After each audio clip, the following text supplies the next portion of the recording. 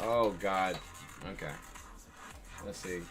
We'll turn it nice and down. Okay. I think we're all here. I think we're all here to be comfortable. What's going on, everybody? It's your boy Shanghai20, and that's Bolo at YouTube.com. Also simultaneously broadcasting on Twitch at the same time because I'm a glutton for punishment and I love the attention. Attention whore. I am an attention whore. Godfire! What's going on, bro? 99. Honestly, every time I say Godfire, I love this dude, but I always think of Crossfire. Crossfire. And that's exactly. In the crossfire. And every time I say Godfire, I say that. I go Crossfire. Yeah. Yeah,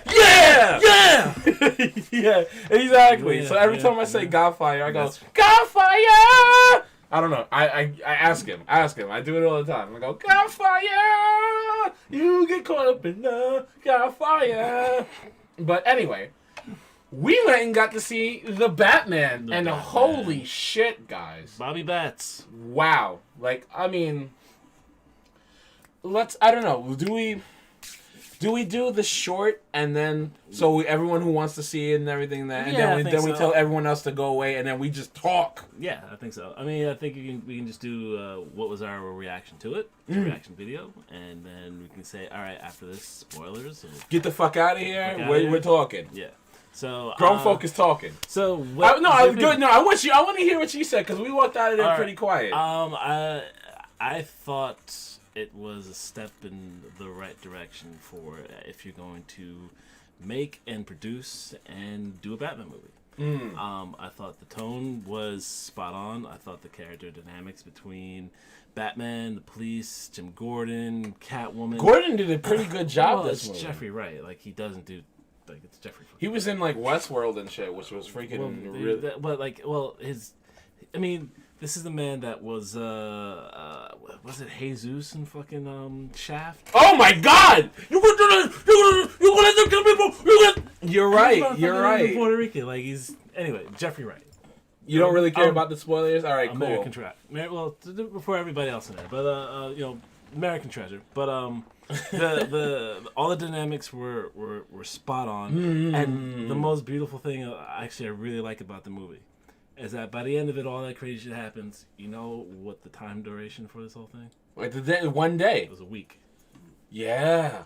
From Halloween to November 7th. Oh shit! You're right. They actually do show the dates, really. Yeah, and the narration, just like Boss, you okay? I mean, it was it definitely made you feel like you're watching a noir. It delivered on the concept of Batman 7. Do me a favor. Go in my thingy. Pull out the Jets book. Sure. Yeah. I want to get my hands dirty. What did you? Fuck you. Not because of Eddie Vert, because of the Jets. It's just gross. Pick up the fucking book, you jerk. Well, I mean, you see this view like. Oh, have you noticed? Yeah, my uncle loves me. Wow. It was a Christmas present.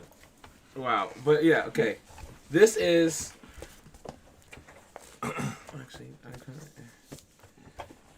God damn it. Yeah, see? Jets just ruin everything. No one ruins anything! Yeah. Everything they touch turns to shit. Wow, you are fucking some kind of beast. You know what? Fuck it. I can't do this now. You want me to help you? Yeah, please. Anyway. I will happily rip this off for you. Don't rip it off! But no, from Kari, what's going on? Thank you so much for watching.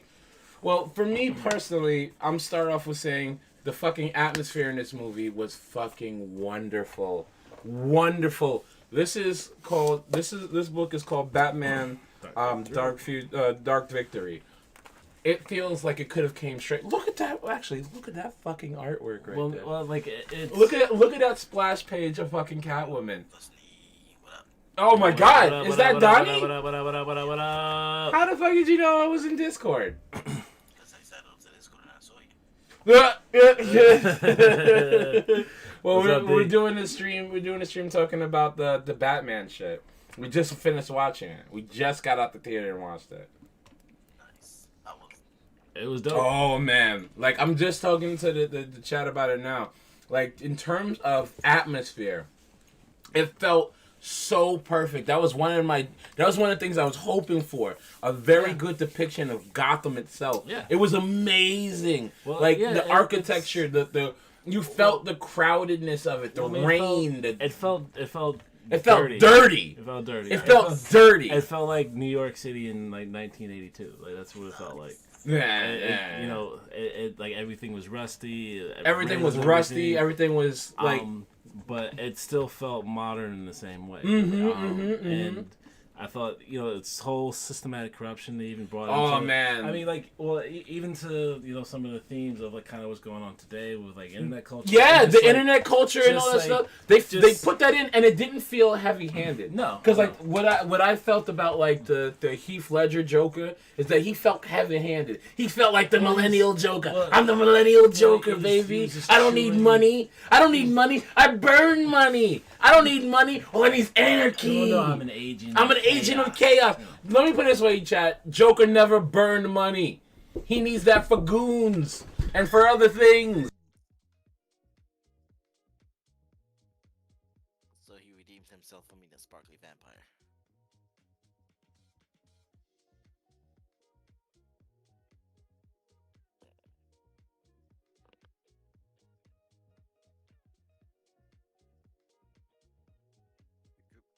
I love her. Yeah, so she's much. awesome. To She's the whole awesome. world. This mom's wonderful. Yeah, no, she's awesome. But like, yeah, no, like I feel like I felt what they did was very unheavy-handed because like Heath Ledger Joker is like, oh, I turned it on itself. All you had to do was yourself. Yeah, like, well, it was like that oh no, whole I know thing the was mic too- went off. I was muting. I was talking to somebody off camera.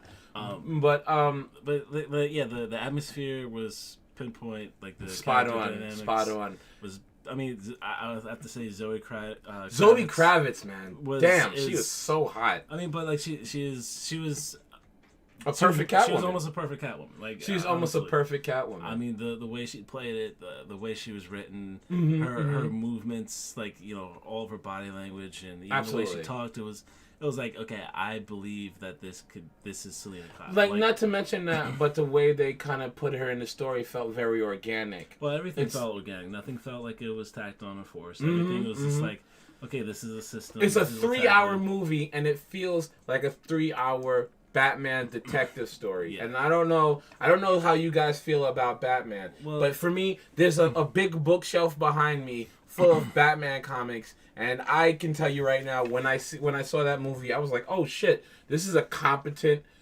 I mean, noir this is a Batman story. We're learning it's shit. It's a detective. It's a comic detective comic. Riddler is literally leaving like crazy fucking clues. Yeah. And literally, like, I love the fact that like, Andy Serkis was fucking Alfred, and he's walking in. I liked his Alfred approach. Yeah. It wasn't this like, Master Wayne, you need to go and find a date and here's some tea. He wasn't that, but he was also like bringing up like, yo, Master Wayne, like you gotta do some work for the Wayne Corporation because like you're still Wayne. you're still a Wayne, and it's important, and you have a whole bunch of money to deal with. Yeah. Like- I mean, I think the way they put the movie together, all I have are nitpicks. Panda That's just Man, personal Panda King, preference. yeah, it was interesting, but all the fights were lame. Yes, they were. I don't know. But- I don't know if I agree with that. Like, I it feel was- like they tried to make a more of a realistic type fight. Like He was getting hit more. He was getting shot more. I mean, like that was the part that was kind of throwing me back. Like when he was fighting the last dude on top of the scaffolding, and he. Oh, wait. I can't. I don't want to get into the spoiler territory yet. It's not that. It's like it's not even necessarily like the. They shot it in a way to try to be clever, but not shoot it fully. Well, because I don't think they could. Like the costume in itself and the logistics of the costume, it's 60 pounds. Like you people cannot do what you would want to do, and do it with 60 pounds. I'm not gonna lie, Panda. You're absolutely right. And if you guys if you watched the preview to this video when we were going into the movie, I said the same thing. My biggest fear of the movie was he's gonna be this lunkhead that walks around and just gets shot. Yeah. Now, I'll put it this way, and I said this to him in the car. We're used to Batman not taking any damage. We're used to Batman taking like 10% damage, and he it's- always got it's- up. It was always moved. In this, he got knocked out like a few times. Well, I mean, it's not, to me. It's like it's a different story because like the detective comic stories, you know, he does get even in Long Halloween, he gets, you know, he's not infallible. He gets, you know, beat up and stuff like that. That's not necessarily my issue. My issue was literally just the quality of the fight scenes weren't very good. It's hidden a lot in shadow. A lot of the movements are obscured by his opponent, or just the atmosphere of the situation where, okay, you're in this nightclub, flashing lights. Honestly, I thought, and that's my question to you is, what did you feel about the nightclub? Because I felt they were doing subversions of expectations. Because for me personally, Batman knocks on the door at the front of the club. No, like I mean, to me it was. It feels weird because in a detective comic, he would be in Cobblepot's office. It would show in a comic, it would be Penguin doing all these dirty deals. Come to his office, get a cigar. I'll go check my monies now. And then Batman's like, he goes sits down. Where's my lighter? And then it's like Batman comes in like, oh shit.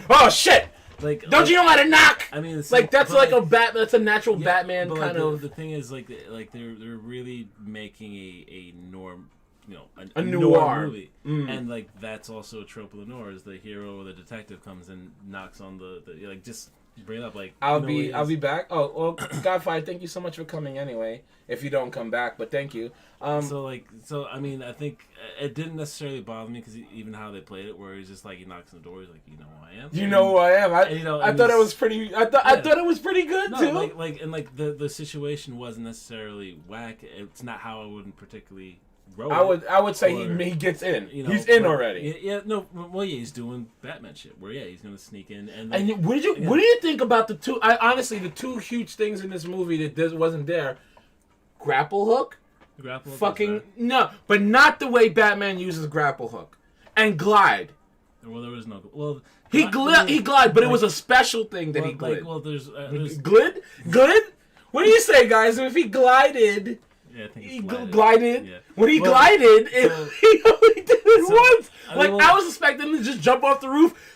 Yeah, I mean, again, I think it was Earth. I think it was like Earth 2 Batman. So like, I would say yes, the grapple hook wasn't necessarily. The grapple hook wasn't used like Batman uses grapple hook. I mean, I wouldn't say that because he used it the couple times he did use it. He used it like in the correct terms. In the correct terms, and even at the very end, he did it again. So like the lack thereof. I mean, I think what it is just that the grapple hook has become such a trope that you expect him. Well, because of the games, like you're grapple hooking and everything. I mean, but like just in everything, it has become sort of like, okay, that's his get out of jail free card, and I sort of appreciate. He used the actual wingsuit instead of a cape. You're absolutely right.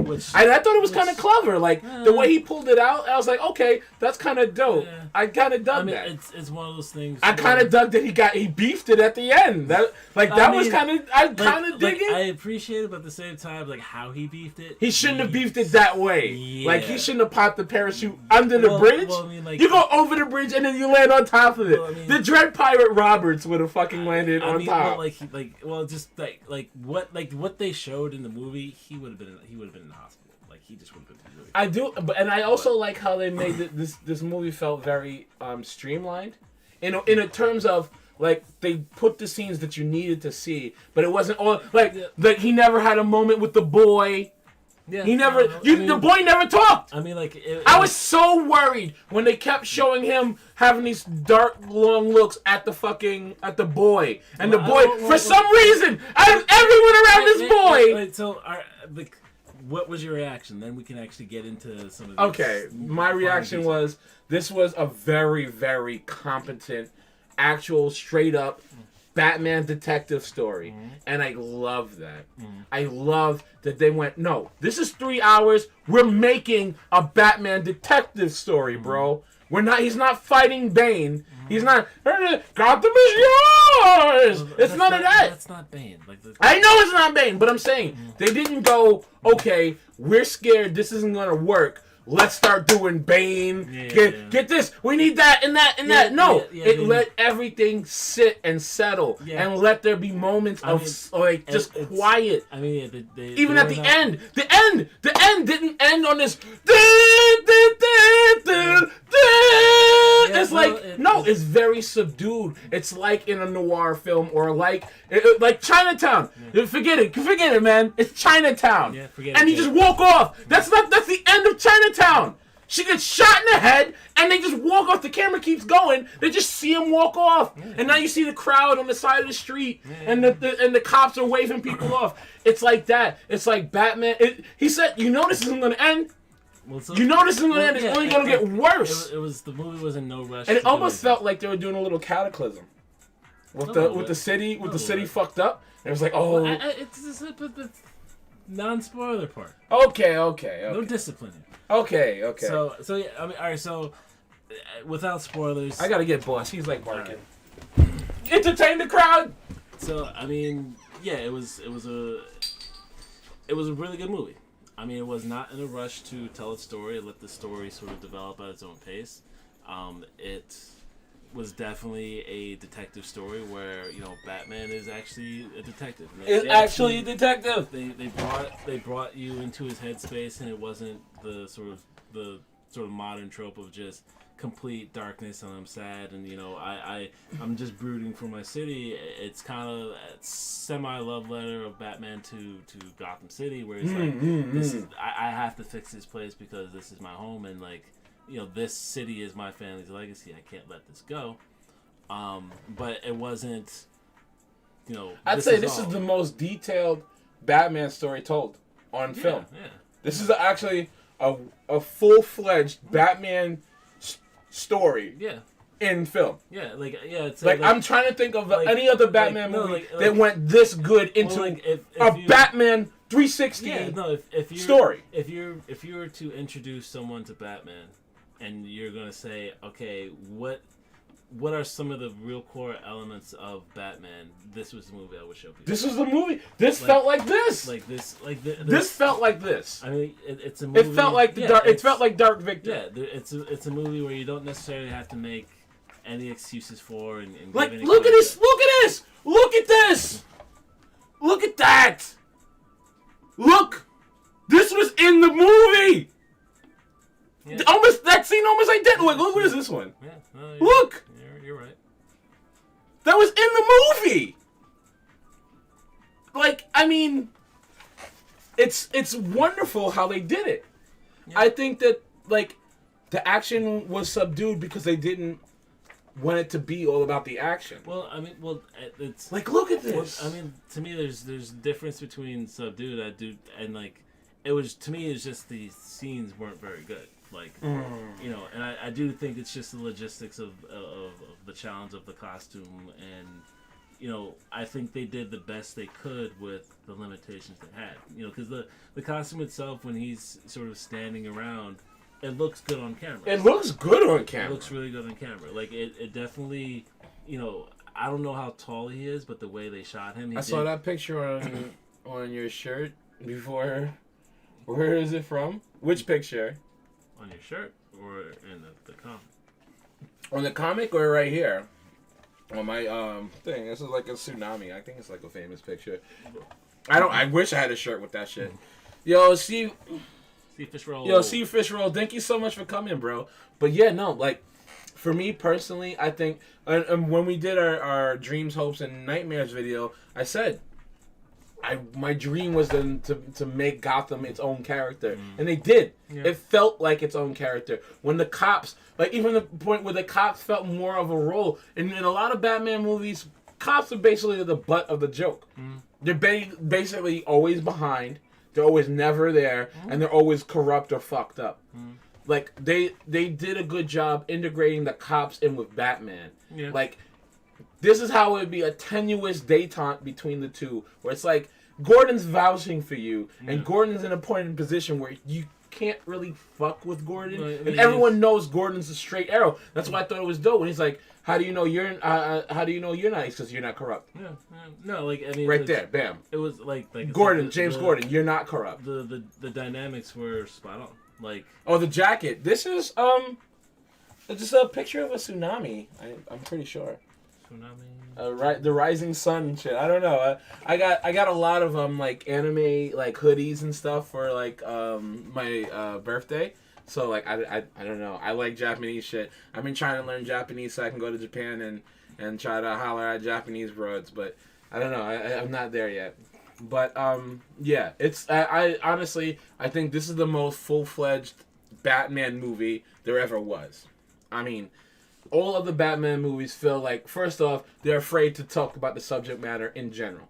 Well, I think there's a couple things. I think The violence. Well, I mean, like, because I think they haven't before this. They really didn't figure out how to kind of make sort of comic book movies.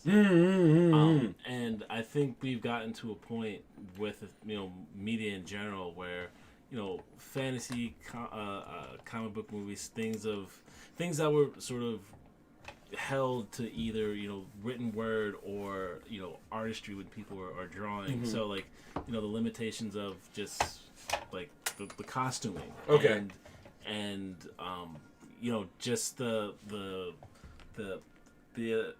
turned up to 11 hyper reality of a comic book. Because in that movie, it rained every goddamn. I loved it. No, I loved it. No, it's great. It rained almost every day. scene. Every day. It was fantastic. No, that's exactly what you want. Wait, Japanese is one of the hardest languages to learn? I heard no. I mean, I heard English is one of the hardest languages to learn. I heard Japanese is way easier than English. I heard Japanese writing in Japanese. They have two different forms of writing, eigo and keigo, I think. And they're completely different. Actually, I did see a video where they were talking about Japanese people don't know how to write like kanjis and all that shit. And I mean, like, I mean, they made this shit. Yeah, well, there's like 25,000 characters or something like that. Bossy, what is going on, my honey? You want to talk about Batman?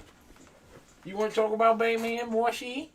But yeah, no, like, I think that this movie did a lot to push Batman in the right direction. Yeah. And I would love to see another one of these.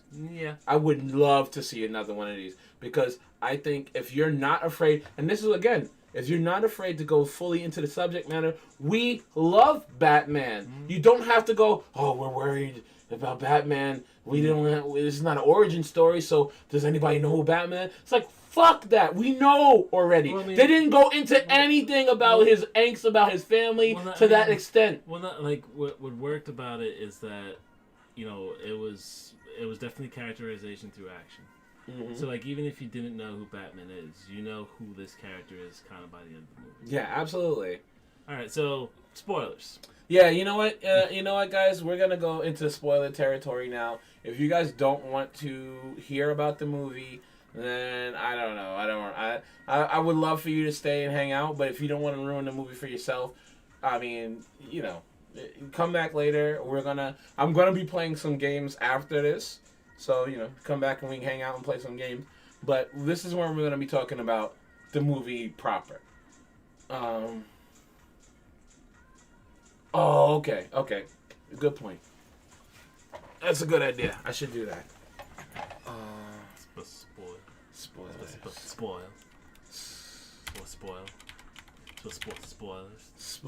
Thank you for the advice. Yeah, I mean, I don't know. I'm always one that goes like, if you're looking at this video, you've already entered like some territory. That's not how you spell it.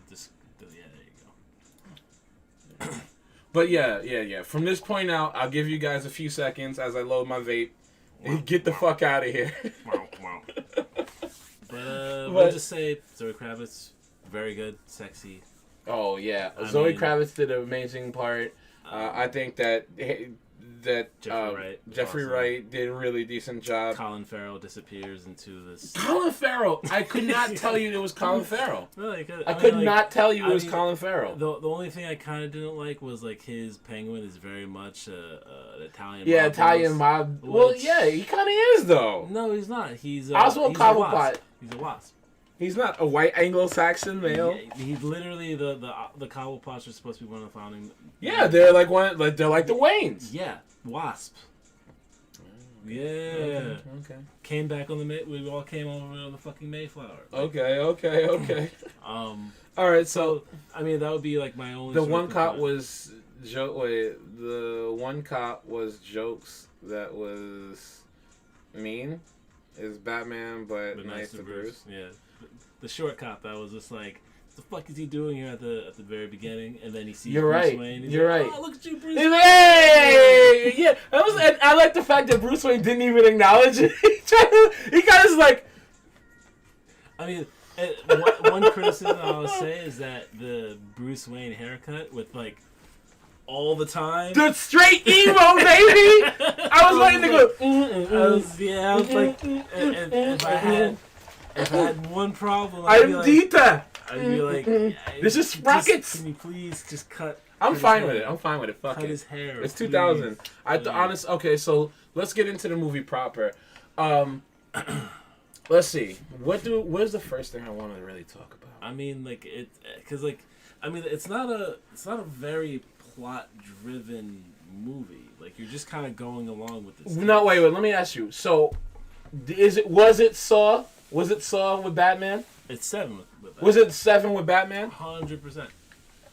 I mean, everything to the fact that like, you know, The clues. Like no, I mean, but Batman doesn't catch the Riddler. Batman doesn't catch, but Batman doesn't Like- catch any. That's the cool thing about like Batman. We've already talked about this. Batman doesn't save the girl off the building. No, but what I'm He saying. catches the guy who threw that bitch off. Yeah, no, but that's She's what I'm saying. dead. Like, but Batman doesn't catch it. Like Riddler, for all intents and purposes, just kind of turns himself in. But that's Just- because his plan was already like he didn't need to be there for the plan. But like I said, that's the same thing as 7. At 7, Kevin You're right. Spacey's Kevin character- Spacey kind of walks in the front door. And like again, that's part of his plan, so that you know Brad can eventually kill him. No, what's in the box? So and it was pretty much the same thing. It's just that you know the Riddler's box was. What did you think of the Riddler? What was your opinion of the I Riddler? mean, I think Exactly, I was like, this guy could be in a emo boy band.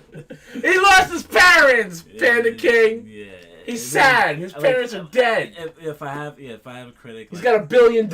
critique. It was emo Bruce Wayne. I wasn't quite. I was okay with it. But I didn't like the fact that he wasn't doing anything. Well, hold on. Let's stick with the Riddler. So I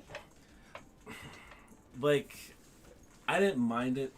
I wouldn't do what they I think did. that he did. I think he made a really great presence. The performance, The atmosphere, like- even the like- camera work. Like I mean, it almost gave a little Like- reminiscence of Joker. Heath Ledger Joker. No, I mean it was 100%. But it was. I liked it better though.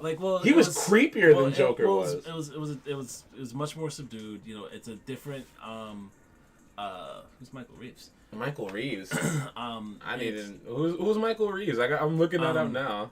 And it to me it was like, yes, this seems like a Batman character, but it doesn't seem like the Riddler. And you know, I thought the motivation was pitch perfect, but it did turn into 7/Saw Batman, and it's like if you're gonna kind of do that, you know, to me, Riddler. Oh shit! That is Michael Reeves. It is Michael Reeves. No, it's Paul Dano. Paul Dana. That's the actor. Paul Dano. This is a picture, and it says It's not him. it's almost identical. This is his brother. Yeah, because white people look all the same. Oh. Oh, congratulations, sir. Let's say I have another joke from our. I don't think meth people will find it funny, but it's my favorite joke from Blazing Saddles. Okay, well, I'll put it like this. I think that, for me personally, I thought that this Riddler did a good job of having a menacing presence. Yeah. Even the beginning of the movie. I thought that the movie did a really good job of subverting expectations even from the very start. The beginning is like you're looking at binoculars across. Yeah, like I was with the heavy breathing. I mean, well, not just that, but even like, you know, the title card is like you blink and you miss it. It's literally just like Batman. Then You're in, baby. You know, you're in. I love that. I love that because one of my pet peeves so much of like action of superhero movies is we always gotta tell you the origin. We always you gotta know. Well, I mean, like, you gotta know this tragic back. well, Even though I liked it, the shit from even Justice League or Batman v Superman, the opening with the slow motion pearl rip and everything. It's like it's 2022. We know what happened to Batman. Like, if you don't, fuck you. Like, come watch the movie anyway. I mean, it's like I'm 50-50 with that. I mean, like, no, you know, you don't necessarily need it for a character like, you know, Batman, Superman, Spider-Man. You don't need it. Other characters, there's a value to it because you're introducing the character from the beginning. But you can still tell. I don't know, like, you can still tell a story without it. But you know, I'm happy they go right into it, and you don't know if you're watching through Batman's eyes, whose eyes going, and like. At first, I didn't think it was Batman's because he was breathing a little too weird. Well, I mean, I thought it would have been somebody jerking off over there. Like, I mean, like you know, even somebody made a joke in the theater when he knocked out the guy and he was like on top of him. He was pulling out the tape from like where his crotch was. The guy was like, "Oh no, pull it out!" It was like, he's like. But like the thing is I was like, it was a creepy performance. I liked it. It was creepy. It was. Like, I'll remember that. Like, it was creepy. I mean, it was creepy, but like I didn't necessarily buy that. Like he made a robot dog pee beer in a cup. What? Okay. And put it on the ground. What are you talking about? Oh, this guy, Michael Reeves. Oh, okay. But like, but like I didn't necessarily buy that this guy would really, you know, bludgeon someone to death.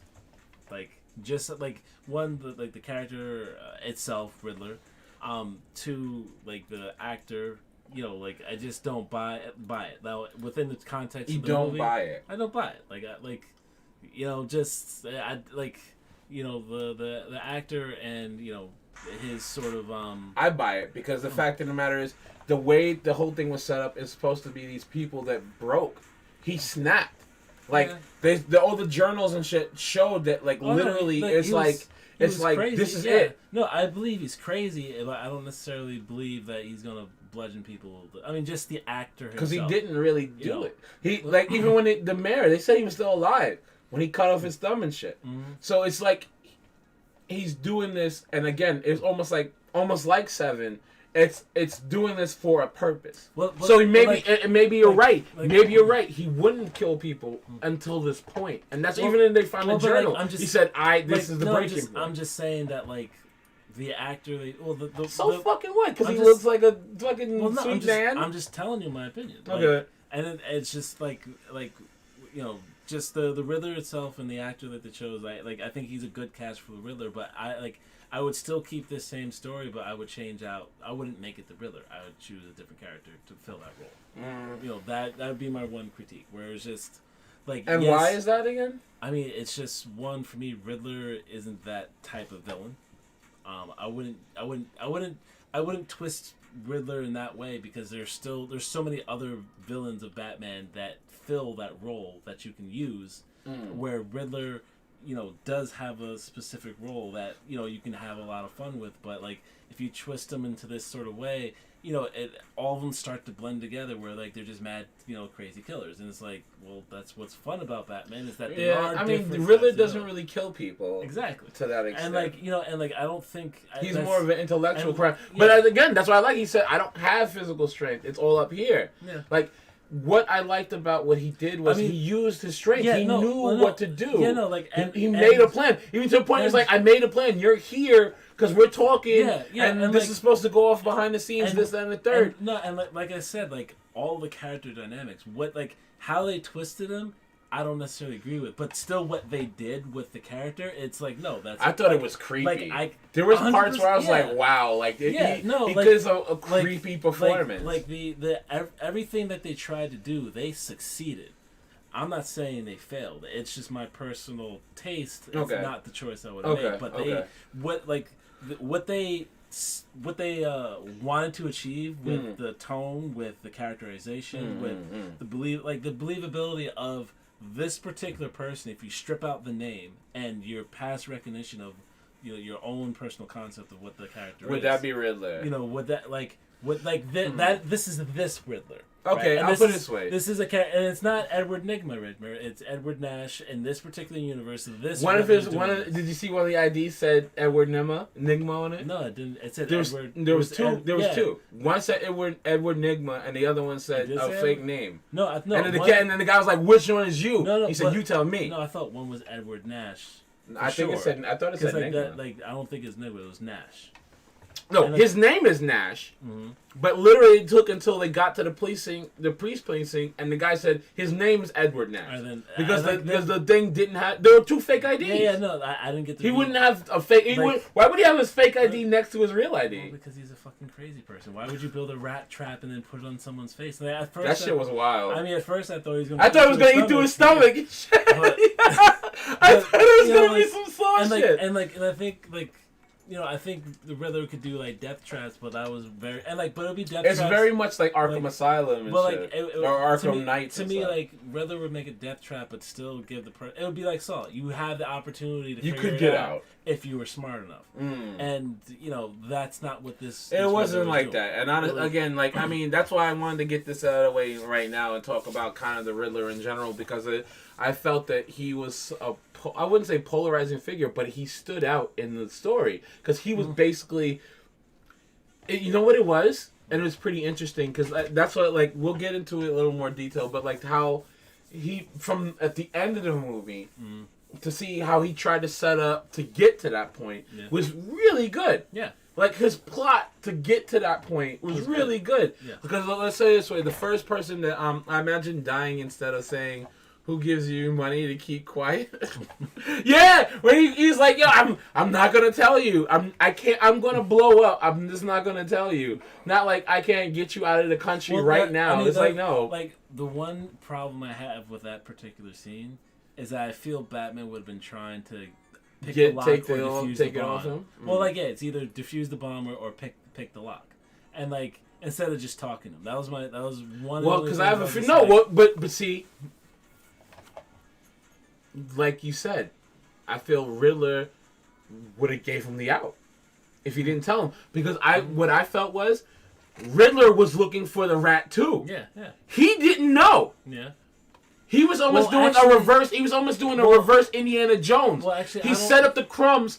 And then that's why he said, "Me and you've been working together so much because Batman. He set up everything. Batman set up everything that the Riddler couldn't do." Well, but the thing is, I can't find. The Riddler. I can't find who the rat was. Well, but no. So if I keep putting Batman in the face of this mystery, he'll pick up the mystery. I don't think that. I think he knew who the rat was. I don't think he knew Falcone. I think he did because the whole thing was to get him. Well, out you know what? You're right. He did know everybody's shit. But he did need Batman to bring to be the thing that drives him into the light so he can have the shot. So I think he did know who the rat was Falcone, but he couldn't.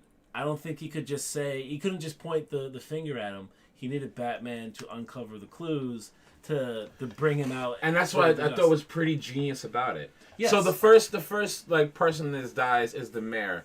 And you can see that the mayor is going through a re-election campaign. I thought that scene was actually pretty. I like the mood, even to the point where it shows him just sitting in the back as he was watching TV and just sitting. No, it was very much again. I thought the emotional presence of it was good, and they let it sit. Yeah. They didn't have this cacophony of music. They built the tension. It was quiet. The movie is. I'll say this as a general statement, because with the director, I wouldn't say I was a fan or not a fan or anything like that, right? It was just okay. There's this guy, but I watched the last.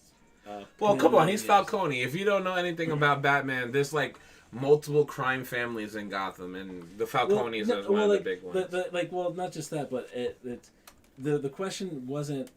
Is Falcone a good guy? That's not the question. The question was how much culpability for this was he involved in? Or was he involved in this particular? What was his involvement in this particular crime out of a million crimes? Because as you can see, it looked like it was literally a domino of crimes all over the place. Yeah. And I love the fact that it brought in the Waynes and the fucking Arkhams. All that stuff. That was almost like Court of Owl shit. I mean, it was a perfect that was almost like Court of Owl shit. It was like I thought it was interesting because it was like, oh shit, like we're going into the Waynes, like, yeah, baby, you're not so fucking clean. Like, my image of Thomas Wayne was of this great philanthropist and nothing like that. So I thought it was a really interesting twist to even throw that. Yeah, I mean, how they did it off where they're saying... Real quick, was fucking, mom called Martha too? Yeah. Was Catwoman's mom's Martha too? No, it was Maria. Okay. I was gonna say, I wasn't paying attention, and then when I looked at Tombstone, I thought it said Martha Kyle. I was like, no, not three mamas. How do you know that name? I love that movie. I can't say. I don't think it's a bad. I don't even think that's a bad. I thought that was good. I didn't have a problem with that. But anyway, how can you be rich in Gotham? Yeah, no, good point. No, his point to that point. How did the Waynes get their money? Yeah, they owned slaves. They were the founding members of Gotham. They came over the way. Like how does anybody in this country that comes from old wealth get rich? Yeah, they own slaves. Well, so basically, the first person to get killed in the mayor, and that scene was actually really well done. Oh I guess. My original sort of point was, he made the last two Planet of the Apes movies. I watched the last one. I hated those. Well, but the new one with Caesar. Yeah, the last one, it was that's what I feel of that.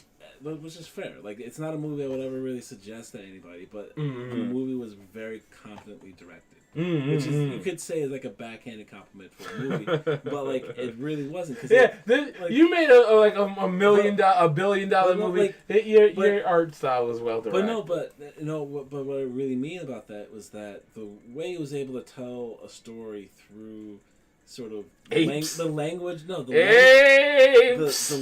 of cinema, the shots he chose, how he chose the transition shots. I think he did well in this movie too, and it carried over. That's what I'm saying, is that his talent really is the ability to tell a story within the lens. He didn't have people talk and just tell you what honestly, I noticed that when I watched this film. Things were just shown to you. Again, I was worried that we were going to have these big, long scenes with the boy.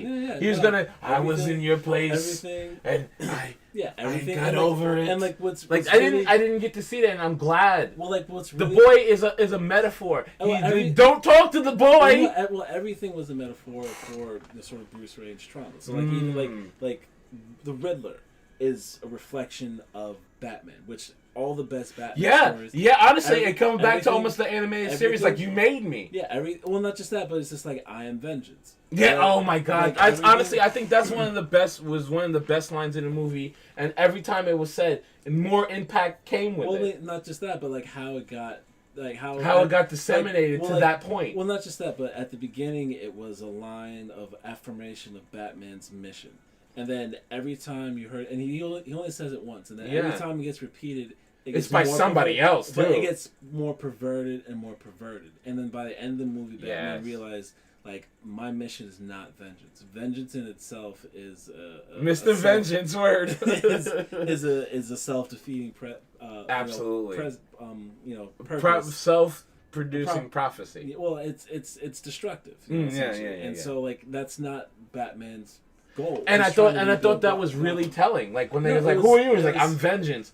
And it's you're when he first said, I was it's badass. Then I didn't say it for his badass because that's a mindset of a Batman that's not properly in line. He's year 2, which is but that's what I said when I saw it. I was this dude's going to get his head cracked in because this is vengeance, Batman. This isn't I need to not kill this man. 2 times, they had to pull him from cracking the dude's noggin open, and I dug it. I dug that a lot. So what I found really nice about the boy is that when you first meet the boy, it's at the beginning of the movie. I just want to keep calling him the boy. I don't think he actually. He has no name. But he's the mayor's son. But he found it's a mirror thing. He did see it. I thought that was even really. I thought that was very very good how they did it, because like Batman walks and he looks over and he sees a bloody small footprint. Yeah, and he's like, and it's like he said, yeah, the kid found him. And then he looks over and then there he is. And I thought that was a very well done scene. I thought it was a perfectly done scene. Not only to the point where they didn't have to hear, like, you didn't hear a scream. Mm-hmm. You didn't hear, Thomas, watch out! You didn't have to hear any, like, it's there. It's there. We can see it. And I mean, Robert Pattinson or Bobby Batts did a great job within the suit selling, him being Batman. And yes. And the emotion, or even like the lack of emotion, like, okay, I understand. Yeah, what the dog doing? What's going on, bro? Yeah, we're still talking about it. And so, like, that first scene is good because it's like, okay, he sees himself in that kid, and then you see him a second time in the movie, right? Yeah, you see him like 3 times. Yeah, no, but like the last time was when, like, because it's you see him. He supports. He's there supporting the mayor, right? And you see at the funeral. He sees him again at the funeral, and then like it's Bruce Wayne looking at him, and then just like.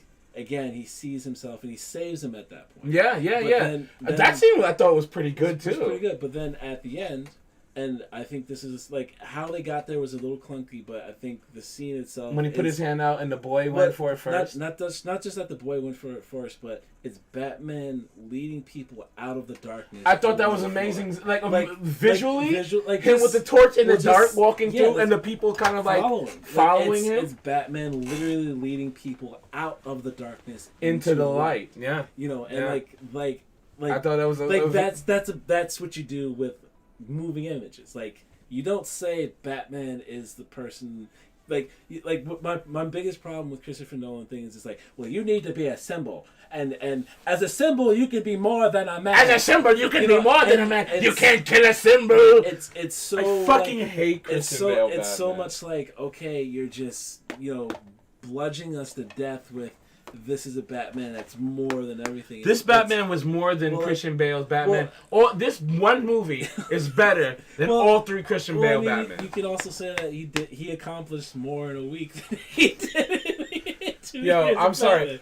Me and him might actually have to do a timeline of how long Christopher Nolan's Batman was actually Batman doing a fucking thing. It's 2 years. He only was Batman for 2 years out of the entire 3 Christopher Nolan Batman movies. He retires and leaves, and between the second and the third, he stopped going for 4 years? 10 years. 10 years? Something like that, yeah. And then he retires at the end of that? No, he fakes. He fakes his death and leaves the city with Catwoman. Well, not just that. Not only that, but after the city has been starved to death, he goes and eats gelato with Catwoman. Yeah, he's terrible Batman. He's the worst Batman ever. Let's talk about an actual. Fuck me. Let's actually talk about a Batman that does the most Batman of stuff that, like, Catwoman's really like, yo, let's, like, you saved the day, you did a great thing, let's get the fuck out of here. And he looked up and it said, the city needs me, baby. You're already spoken for. I mean, but he didn't even say that. She just, like, he looks up. She looked at it. And then she looks at him and he just kind of like, I'm not even wasting my time. Let's have this nice little quiet motorcycle dance of love that we're gonna do. I even like that shit. You're gonna pass each other. We're gonna be right next to each other, and we're gonna go to our crossroads. And it's like, and I'll see you when I see you. I see you when I see you. Yeah. And you're gonna disappear into the fucking mist. Now, like, okay. I got more heads to crack because, god damn it, half my city's now underwater. Okay, so let's talk about this. Like, the scene after they find the mayor, I thought was a really cool, telling scene. Like, it shows Gordon bringing Batman into the crime scene through the sea of cops. Well, it's the first time you see Batman actually be, like, CSI Batman. Yeah, it's the first time you actually get to see, like, a honest-to-goodness, like, Batman Arkham. Well, just actual Detective Batman. Detective Batman. I would say Sherlock Holmes Batman. Where he's coming in. No, I figured he was alive and he cut it off. Did you pick up on the subtle thing that, like, he found like a blood stain that no one saw, and like he kind of lingered on it and like looked down and kind of like touched it with his foot, and then the forensic went over and was like, oh shit, like didn't get that. Yeah, no, like he wasn't trying to step on people's toes, but he was trying to help without being I thought it was a really it was a very telling scene, again, like how you said, through visual storytelling. Yeah. He didn't say much, even to the point where he was just answering the clues to the fucking riddle. I mean, like I said before, like, you know, one of the core things of Batman that I think this about almost an hour talking about Batman. You see, and we've just begun. Let me explain to you something very soon, and we'll go back to this. I love comics. I love cartoons. I love movies. Me and him can sit here and talk about any of those 3-4 things for extremely long periods of time. It's just like, again, I say this all the time, my show on YouTube and Twitch is a passive project that I love to bring to all of you guys, because I love having cool conversations and just talking about stuff that we're interested in, love to talk about. I love provoking people and asking questions and having discussions. So, yeah, I mean, we might be talking for like maybe another hour on this shit, because it's just so much on to do it. Speaking of that, because when I talked about something about Gotham, the show Gotham. I don't know if anybody watched that. No, we're not going to get into it. Yeah. But this is what I said Gotham should be. Yes. This is what Gotham should have been. Yeah. It's not about these big villains. It's literally about these crime lords and the corruption and how fucking crazy everything is. The first maybe 4 episodes. Yeah, it was it was almost there, but they realized that no one was gonna watch it, and they went, "Oh fuck, we have to throw everything in there." Jada Pinkett has powers. I mean, I don't know. Pseudo Joker. Let's get Pseudo Joker in here. Let's get Catwoman in here, and let's get grown ass Poison Ivy when Bruce Wayne is still like fucking 12. So when he actually becomes Batman, Poison Ivy's like 60 years old. Can we just not? We're not getting into that. We just talk about those first. But what I'm just saying is, the way they played out this story is how they could have done Gotham. Yeah. Gotham could have been 3 seasons of this shit. No, we're Riddler doing the same shit. Well, I mean, no. Like, to me, it's no. Riddler is not. There is no established Batman villains. Because to me, again, another thing they got perfectly with this movie was, to me, the lore of Batman is, yes, his first couple of villains are just the crime lords. And after he shows up, Batman... It kind of ushers in a new era of fucked upness. He inspires people to let their freak flag fly. That's what Riddler... When Riddler said that, that's why I love that. Yeah, I love that. Again, he said, what do you mean? Yeah, we're the same. Your mask... And he said... I thought a really great line he said was... Your mask is what you are. He said, I can tell from looking at you right now. He said, wow, look at you. I can tell from right now, that is the real you. Yeah.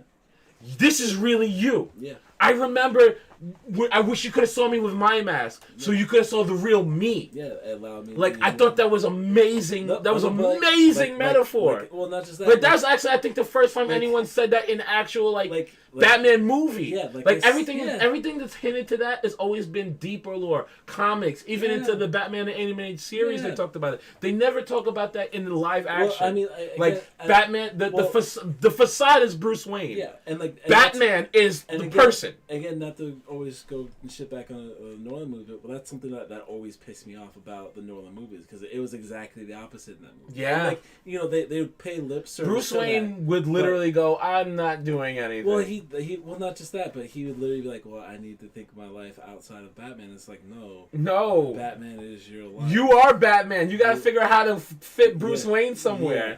Bruce Wayne's in Japan right now. But yes, it was like I said, the character dynamics were spot on. Whoever wrote this story, I mean, actually, we should look up to see who wrote it, because they understood not only the mechanics of a Batman story, but also the character dynamics, the character motivations, because even how they twisted Riddler, again, not the way I would twist him, but if you're going to twist Riddler in the way they did, that's how you do it. That's how you do it. That's exactly how you do it. Because, they did it. the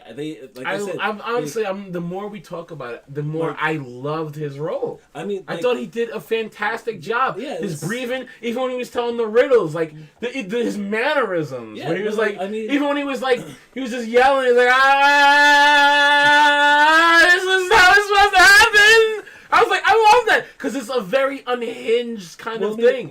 But you could see the genius in what he did because he's not just insane. It wasn't unhinged. It was a disturbed person. I guess it's like a whole podcast. I guess you could say that. But I mean, it was because Heath Ledger was unhinged, where he was just like kind of all over the place. Where the way Paul Dano played the Riddler was like. It was very much a control. It's like almost like somebody who has an obsessive compulsive disorder went into being an evil mastermind. It's very much inspired by Kevin Spacey's. Why can't I remember his fucking? What, name? From House of Cards? No, from Seven. Oh, I just call him the Seven Killer. No, he had a fucking the Zodiac Killer. Essentially, but because his whole thing was just like. Being so disgusted with the city that he had to clean it up himself, and that's essentially what Riddler was doing. He was just like, I was a fucking orphan, and the goddamn orphanage was so shitty that rats were eating my goddamn fingernails. And the babies died. The baby, there would be a baby. Babies died because it was too cold. What type of fucked up shit is that? Yeah. Babies, every winter, babies died because we didn't have enough blankets. And again, that not only hints to how fucked up his condition was, but how crazy Gotham is. Was. And that was my number one dream when we were talking about the dreams. How they painted Gotham was so good. Everything was. It was so good. Everything was dirty and dark. It was so. The atmosphere was so good. The rebuild, or what was the renewal? Which is again even at the name. Oh my god, it was perfect. And then I didn't know if you noticed subtle times where you would look at the graffiti and then the old renewal sign, still dirty and everything, like it's been there for like a long time. It had there was very much they built a city that felt like it had it was a real city and that was really fucked up. Well, not just that, but what was really and again a thing that they really mastered in this movie was it did feel like there was stuff going on outside of the things you were watching. It felt like stuff it was going on privy to you watching. Well, I mean, not just that, but it's like if the way the movie is sort of structured is that you're just in this room with these characters, and then the characters that you'll see at one scene when you leave and go to another scene. It doesn't feel like those characters are just absolutely static. It's not Skyrim. They're doing something, and even when Catwoman comes back and Batman and Commish come in and yo, I thought you had the bath. And I thought you did the yeah. And they go up and it's like, oh, Catwoman's beating the shit out of. And she's just like, yo, this motherfucker. This is why they stole my phone. And it's just like that. I mean, when. They come back after they first meet and they go back to her apartment. One of her lines is like, "Fuck, they stole my phone." Yeah, too. I didn't notice about that until later. But let's go back into it. After he got to be Detective Batman, and he got to look for clues in there. And again, you go back to him in his Batcave. What did you think of the new Batcave? I think it was pretty cool. I think it was subdued. It wasn't like this. Go underneath a waterfall. And because one of my favorite things about sort of Batman is the different Batcaves, and you have you have the main Batcave, which is under the manor. And then he does have. So I don't think we ever got to see the true Batcave. No, that was a satellite Batcave. Satellite Batcave, and it's on an abandoned old train.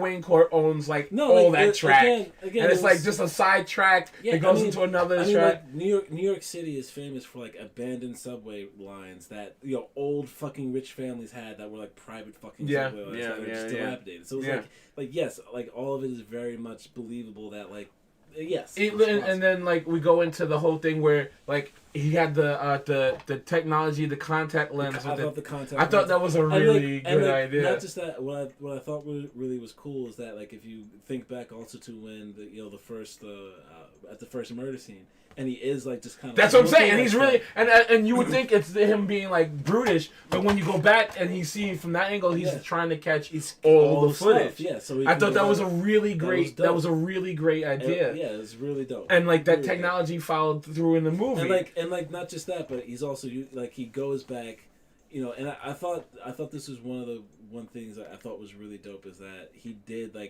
he changed out of the suit off screen, which is fine.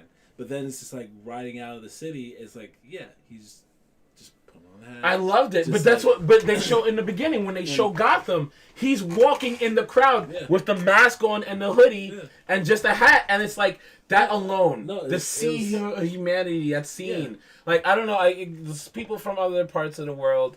Or other states and stuff might not get to feel that feeling of that many people just writhing around as almost like they're an anthill. Like you go to Manhattan, everyone's going their direction in large waves, and like just the atmosphere. I can't speak to it enough about the atmosphere of this movie. Yeah. It's fucking fantastic.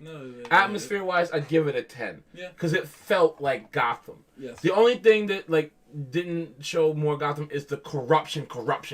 Oh, but they actually did. But no, I wouldn't say that. You're right. I would say like out of all Batman, you're movies, right. This is probably the most corrupt Gotham I've ever seen. You're right, to the point where like they're all like sitting in there doing drugs. Not the mayor was working for Carmine Falcone. That's how corrupt this Gotham was. It was really. You're right. I take it back. Not just that. That's like okay. It's so fucked up that like we have like even the two crime bosses like I think he killed the Waynes. No, I think he killed the Waynes. Yeah. Like nobody knows who killed the fucking Waynes because everybody wanted to kill the Waynes. Just simply to steal billions of dollars from that was an amazing plot from a city like renewal for like hey this a city renewal fund, but we can be so corrupt. We just giving up that money to everybody except nobody that needs it. I thought that was a brilliant this was brilliant in the way they fucking showed things in that way. But okay, like after that we introduce Selena Kyle when we go to the club. Yeah. Now I don't know if I like that she works there like that. No, I do because like specific like because it's a really nice mixture of sort of year one Selena Kyle and Long Halloween Selena. Long Halloween Selena Kyle. Yeah. And this game this one. Again, what was the trilogy called again? No, it's just two. Well, there's Long Halloween, the Rome, and then Dark Victory, and then Catwoman When in Rome. When in Rome, it feels like this book series. If you want to like take a look, Dark Victory and Long Halloween, two very incredibly great Batman stories, and it feels like art by Tim Sale, written by Jeff Loeb. Yeah. Like Tim Sale. He showed you the images. Like I'm trying to find he's another. Famous for those gorgeous images that you like. I'm trying to find something else that's amazing. But so. I felt that what they did with Catwoman was like I think Zoe Kravitz did a good job of just inhabiting the role of Selena Kyle. Yeah. Because she felt like Selena Kyle. Yes. Even to the point where when she's fighting, I thought her fight scenes were really well done. I thought those were really well done. And that's why I say like I don't think it was the competency of the team. I just think the logistics of the project of like I said the costume itself. Mm-hmm. And like they did it seemed like they made a conscious decision like okay we don't want to use CGI outside of very limited scope. I love the fact that they didn't use CGI. That is just like when we were watching the trailers and we were watching the shit for like Morbius, which got away. I don't know. I need to ask anybody. Can we not? It looks like shit. Can we There's so much CGI. Let's focus on the good stuff. Okay. Well, back to it. So like, I really do think it was just the limitations of just the physics of it. Like you said, like her stuff was really good, even if like it was still dark. But like the stunt woman they got to do her stunts was great. And I also felt that they didn't do the whole bullshit. Black Widow shit where she can take on anything. Yeah. I'm 5'3". And I'm just killing everybody. Yeah, no, it showed her vulnerability, but also she kicked ass. Yeah, no, she kicked ass. She just like I think any woman in an actual altercation, like you have to strike fast, strike vulnerable, and like get in, get out, and if you don't end it quick, that's gonna be it. Overpowered. So And, I mean, I thought that her role was really dope, and then basically, Batman kind of like meets up with her. Well, actually follows her. Actually, I thought that was a little bit pervy. He was like watching her undress, and as I'm watching her, as she's looking at the binoculars, watching her undress, I'm like, Batman probably would be looking at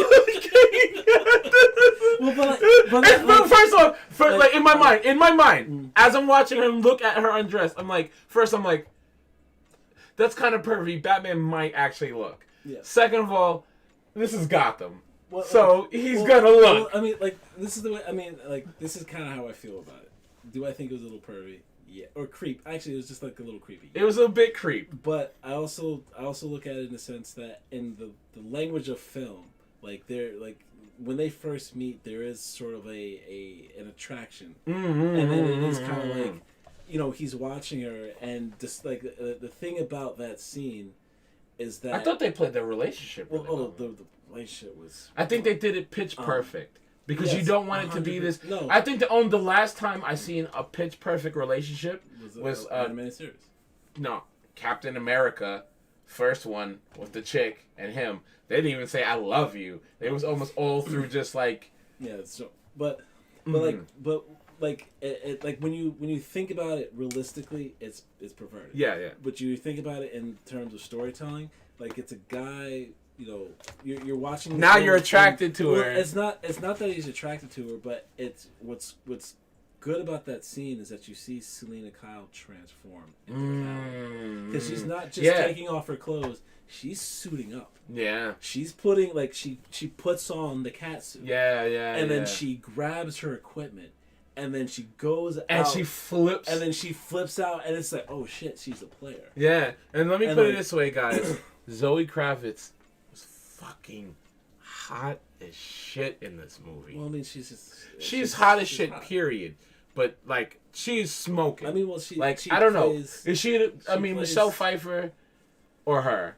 Well, no, because Michelle Pfeiffer was the best Catwoman. No, Zoe Kravitz. Because Michelle Pfeiffer. Damn, so she supplanted it. Yeah, because Michelle Pfeiffer, just like how Michael Keaton is Batman, but he isn't Batman. Don't get me, look, I love Batman '89. Okay, I respect it. And Michael Keaton is still kind of my standard for Batman in terms of attitude. Ben Affleck, I think, is my favorite Batman. If I could sort of make a can this guy be my favorite Batman? Well, I guess let me put it to you like this: outside of Christian Bale's Batman, I don't think has anything. He's an abomination. Well, he doesn't have really anything to offer. No. Right? If I could sort of combine all of these actors, what I would do is I would make Michael Keaton's attitude as Batman. Okay. Because to me, his flair with the cape, his tone of voice. Yeah, it was great. Everything about his presence is.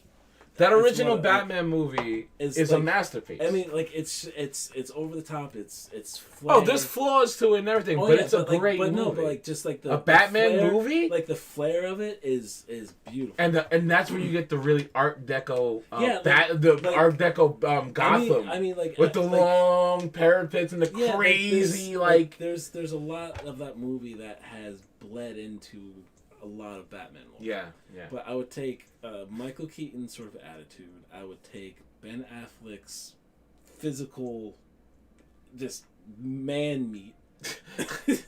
His man meat, yeah. I would take sort of Val Kilmer's psychology, and I would take Robert Pattinson's sort of, I like his presence. Overall sort of package. Because I think what Bobby Batts, I'm just going to call him Bobby Batts for that one because... I'm going to call him Cedric Diggory. No, he's Bobby Batts. Cedric Diggory! No, do not sully the Batman name. Okay.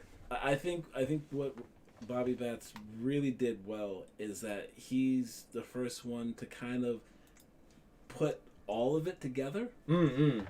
Everybody else did one thing really well, but really. Yeah, Pattinson, he put it all together. He kind of put it all together, and like I said, the fight scenes wasn't quite there, but within standards, he's like. I see they could make like the next one. I could see they go over the top, and he could be ridiculously good at it. I hope so, but I mean, we'll just see what type of movies they make, and and again, like a Zack Snyder, Zack Snyder is 11 in terms of physicality in all of his movies. Like, he just loves the human body and like what it can do. That's his specialty. So like it's also an unfair sort of comparison. If you compare the fight scenes in this movie with the other ones, they're still comparable. So it's like I get it. And again, a lot of it is the logistics of the fucking costume. Yeah. Like, and that's why. I mean, we can keep bringing that up, but let's just move on from that. I mean, so like at that point, she basically infiltrates the club, which I kind of didn't like that Batman didn't know there was a club under the club. No, because this is year 2 Batman. So this is Batman, he's only really gotten the Maroni family. Yeah. He's still very much he hasn't fought a supervillain yet. This is technically his first sort of supervillain. Yeah. I think and what I liked about that actually is that that's how detectives actually solve crimes. Yeah. You need an informant or you need a rat. Yeah. And so I think what was really cool about that was that it made sense why Catwoman was working with him. It made sense why Catwoman was like, okay, you want me to put this fucking thing in? You sure nobody's gonna see it? And he's like, yeah, everything's fine. Yeah. Like, let me have this cute little moment. Look at me. No, I'm just calibrating my shit. Yeah, you're beautiful, but duty before the booty, man. I'm sorry. I did love that. And scene she was too. just like, I'm here to find out what the fuck happened to my friend. And there is this subsection underneath the club that unless Batman's up in there or doing a specific investigation, he wouldn't know. He wouldn't know. This is how you found out that he knows. So I had no problem with that, and I think that was awesome. And I think even how she played it with he's like, yo, you have to look at these people. And he's yo. He's like, do you know? Do you know me? Do you see my body right now? I thought it was interesting. They were just showing all the dudes are like. Well, what I found really interesting is that Batman's like, yo, he's just like, that's fucking creepy. She's like, yeah, I'm a woman. Have you seen me? This is what I have to deal with every day. And all these motherfuckers are doped up out of all these fucking the drops. Which I guess the new drug of choice. Let me get some drop. Yeah, I need some drop, baby. Give me that drop. I need that drop. Give me them drip drops. Dripping and drop or dripping and dropping and drip top. So I thought that was cool, and I thought how she acted as someone who isn't this isn't her fight. Well, not just isn't her fight, but even that specific moment where she's just like, fuck, I have to look at these guys, so I have to pretend to be interested, but not get caught up in some dumb shit. Yeah, absolutely. And him directing her, and she's how she was trying to make that work, but she was at a certain point she's like, listen. And even when she was just all right, now fuck this, she knows about my friend, I peace. I need to find out about my friend. This is what's all about. I love the fact that it's not okay, I'm now I'm automatically Batman's woman now. Yeah. And now my voice alone will make you go through. It's not the Jamie Lee Curtis from fucking True Lies, and she's like, I pick up the gun. I never picked up a gun in my life. No. Shoot him. No. I can't shoot. Shoot him. No. It's when it's shoot. and it's take off your clothes and lie on the bed. Yeah. Who wrote this shit, Harry? Yeah. Well, I'll put it this way. Don't shit on True Lies. I love that movie. I didn't like True Lies that much, but it was what? Okay. It's okay. It's okay. Wait. The Desert Spider? We're the badasses. We're this. Okay, blah, blah, blah, fine. I mean, it's good. It's good. You got rail guns. I mean, there's rail guns. No. You're thinking about Eraser. I know. Yeah. True Lies. He killed the dude with a plane. He did. No. The guy was negative. I know. And he shot. He was dangling off a rocket. Yeah. The one of the best action deaths you can get. And you get shot into get pinned to a rocket and then shot at someone else. You want to hear a disturbing, fucked up, but very true story? No. It's gonna take 2 seconds. No. All right. So I had awesome parents. So I was watching that movie and I'm 8 years old or something. And the scene with Tom Arnold in the car, and Tom Arnold was like, "Yo, no, we can't do this. You're breaking all this, blah blah blah." And he's like, "Look, if you don't help me right now, I'm gonna tell everybody that you blew that mission because you're getting a blowjob and whatever." And Tom Arnold was like, "All right, fine." I go to my mother and I'm just like, "Mom, what's a blowjob?" And my mom's like, "Well, it's when someone sucks your dick." And I was like, "Oh, okay."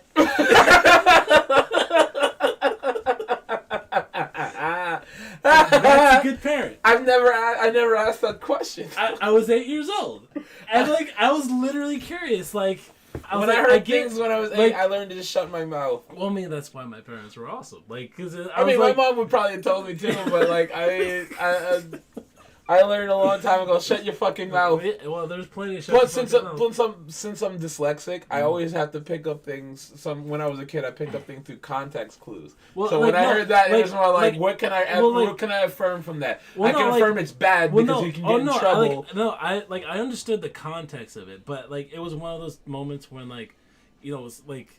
When you get to a point where like I know I'm guessing, but I actually want to know what it is. Okay, I understand. And you know, like it was just one of those moments where I was just like, let me just ask. But anyway, well, like the second kill is what the commissioner. The second kill, which is yes, and that's the one with the rats. Yes, it is. But like between all of that, basically Batman is showing like him. I like his like inner monologue because the inner monologue is really something that Batman always had.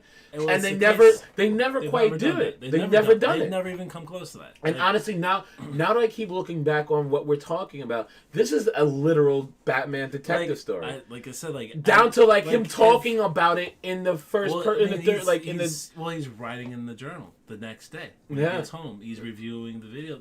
He said, "Yo, I have to write down what I see." Like it was crazy. Like I said, like if there was a movie that I would like encapsulated Batman. Yes, it's this movie. I would say. Like, do you like Batman? Do you think you like Batman? Watch this the Batman, and if you like it, then you understand what Batman's about. You'll understand, like, not just what Batman's about, but why this character has kind of endured for 80 years. These are sort of the core tenets to it, and you can have a whole bunch of different flavors to it, and you can have it as campy and bright, as colorful, as dark as you want, but these are the core tenets of it. These are the tenets. Like the detective stuff was spot on. Nailed it. I loved that stuff. So like again, and there's this weird dynamic between Batman and Gordon in this one. It's more. I think this is the most close hand relationship Batman has to Gordon. They're fucking in the middle of the night. It's Gordon and Batman checking on corpses and going through fucking what's that? Like, oh look, there's another cipher in the rat cage that was put to a man's face, and then rats ate his face. Yeah. But in that, there's a fucking cipher. That's another thing I loved is like when Batman was going through the first cipher, and like I said, Alfred came in and he's like, "Oh, Master Wayne, you got to be careful." It was like he's like, "Yo, you got stuff to do," and then he's like. It's very subtle. It's like somebody who's done this all the time, and he's like, "Oh, look at the cipher." Like, yeah, like that. Look, that's obvious. Like, he didn't even like go, "Oh, what is this?" He's already dissecting. Yeah, no, he's already okay. Like I said, these numbers are. He has to be the smartest guy in the room, and what was really good about this movie is that they didn't make other people stupid. You know, because even the way Alfred helps, where he's just like, "Oh yeah, back in my old days, like we." And particularly like you know the lore with Alfred is that you know he even says I was there to protect your family. Well, like because to me, I was there to serve. He was there to protect. Like to me, like my perfect Alfred is like the Cold War spy. Agent, yeah. Whereas like he could handle himself, but like it's more like he was the brain of an operation where like motherfuckers cracking codes, but still have to do like a espionage mission, but like he had a front, but he could do exactly. He knew the tools of the trade, and that's why I loved it because it was again a lot of stuff was matter of fact. Yes. It wasn't like Batman's got to get this from that. It's like no, it was almost like a natural dynamic. Exactly. They blew up at each other, And then he was sitting down drinking tea, and he was just like, "Oh, what are you doing?" It's some berries. I found this. like, there's some working on a berries on the cipher. table. Yeah, this is the cipher. I found the first 3 And then letters just of the cipher. And then what I liked and about they it, played back and forth from each other. and then Batman was just like, okay, but do that from a different angle, and like that was the thing that cracked the code. And it's like, yes, that's the dynamic. You know, like Alfred isn't just a dumbass, or Alfred isn't the one that's just he's not just polishing furniture, or just giving him the information of like, well, I know who Bane is, or some people just like to see the world like, you know, it's like, okay, yes, we don't. I hate and you, like, Michael Caine. Well, yeah, I think Michael Caine. To me, Michael Caine is a terrible Alfred. Like he was the worst Alfred. Like, you know, he gave Batman an ultimatum, well, and then ultimately left him. Yeah. He left. He left him. We get sucked Bolo, into that. he I know, left but, like, him. And then magically they showed up at the same restaurant, and he did, instead of asking him to come over, he just smiled and sat there. Master Bruce, all the lunatics from Arkham Asylum are still out. Remember, like they got gassed up with that scarecrow and fear now they're toxin, running a fucking and now amok. they're running amok. Like the police, You left everything. Everybody was half dead from the battle with Bane, and all of the Wayne Tech armories are still in the streets. Like Gotham is on fire still. Please, Master Rain, we need you. Like we really need you. We thought you were dead, bro. We thought you were dead. Like I don't even think he said that because he left before any of that happened. But you have to remember He was in Spain. At the end of that movie, right? He does the Batman 66, takes the bomb, and flies out, right? And then literally lies, fakes his own death, because remember, I guess he fixed the autopilot, and so like he's like literally he pre-planned the shit and is like, yo. This autopilot is my way out. This is my chance. This is my chance. Fuck Gotham. Fuck Gotham. I hate this place. I fucking hate this place. This is my Nothing chance. but bad things happen. I'm going to France and I'm going to fuck Selena Kyle for the rest of my life. Those 18 months of my life were the worst months of my life. I got my back broken. I stayed in a hole with smelly people. It was smelly. It was awful. It was awful. It was just awful. I can't. I don't want to be here. My voice, the laryngitis in my voice. Do you think I want to talk like this? I can't have regular conversations. What's like this? But what are you doing? The people of Gotham will not fall to. Oh my God. Do you have a cough drop? It's my exhausting voice. listening to that. Yeah, shit. it is. But let's go back to where it's enjoyable. Smile people, web stream. Are we talking about anime? No, we're talking about the Batman that just came out. We just finished watching it maybe like an hour ago. Toon said thank you so much for coming. 2 hours ago. It's fucking 2 hours. No, oh wow. Yeah, we've been on the stream for like an hour 24. Yeah.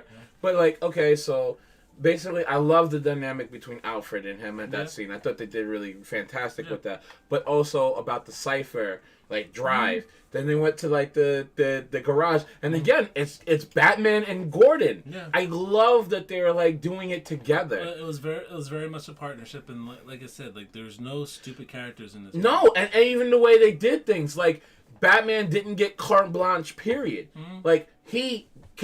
They kept going Gordon. What the fuck is he doing here? Yeah. This is an active crime scene. Not just that, but it's the whole even if your cops are sort of incompetent, they're still territorial, and they're just kind of one of my favorite things about specifically the character of Harvey Bullock is that he's just I don't care if you're not just that you're no fucking hero. A hero shows his face. So what the fuck do you How can you say shit about anything? Even if you can do all this extra hot shit, you go and show your face. Show your goddamn face, which is a valid point. Mm-hmm. And the whole thing with the cops, even if you want to say they're incompetent or corrupt or whatever, they're still kind of no, this is our fucking job. Fuck this guy. Yeah. Fuck this guy. I thought, and honestly, even I thought again, without the director showing visual storytelling, mm-hmm. showing the cops' reactions to him as he's walking around the crime scene, yeah, for sure.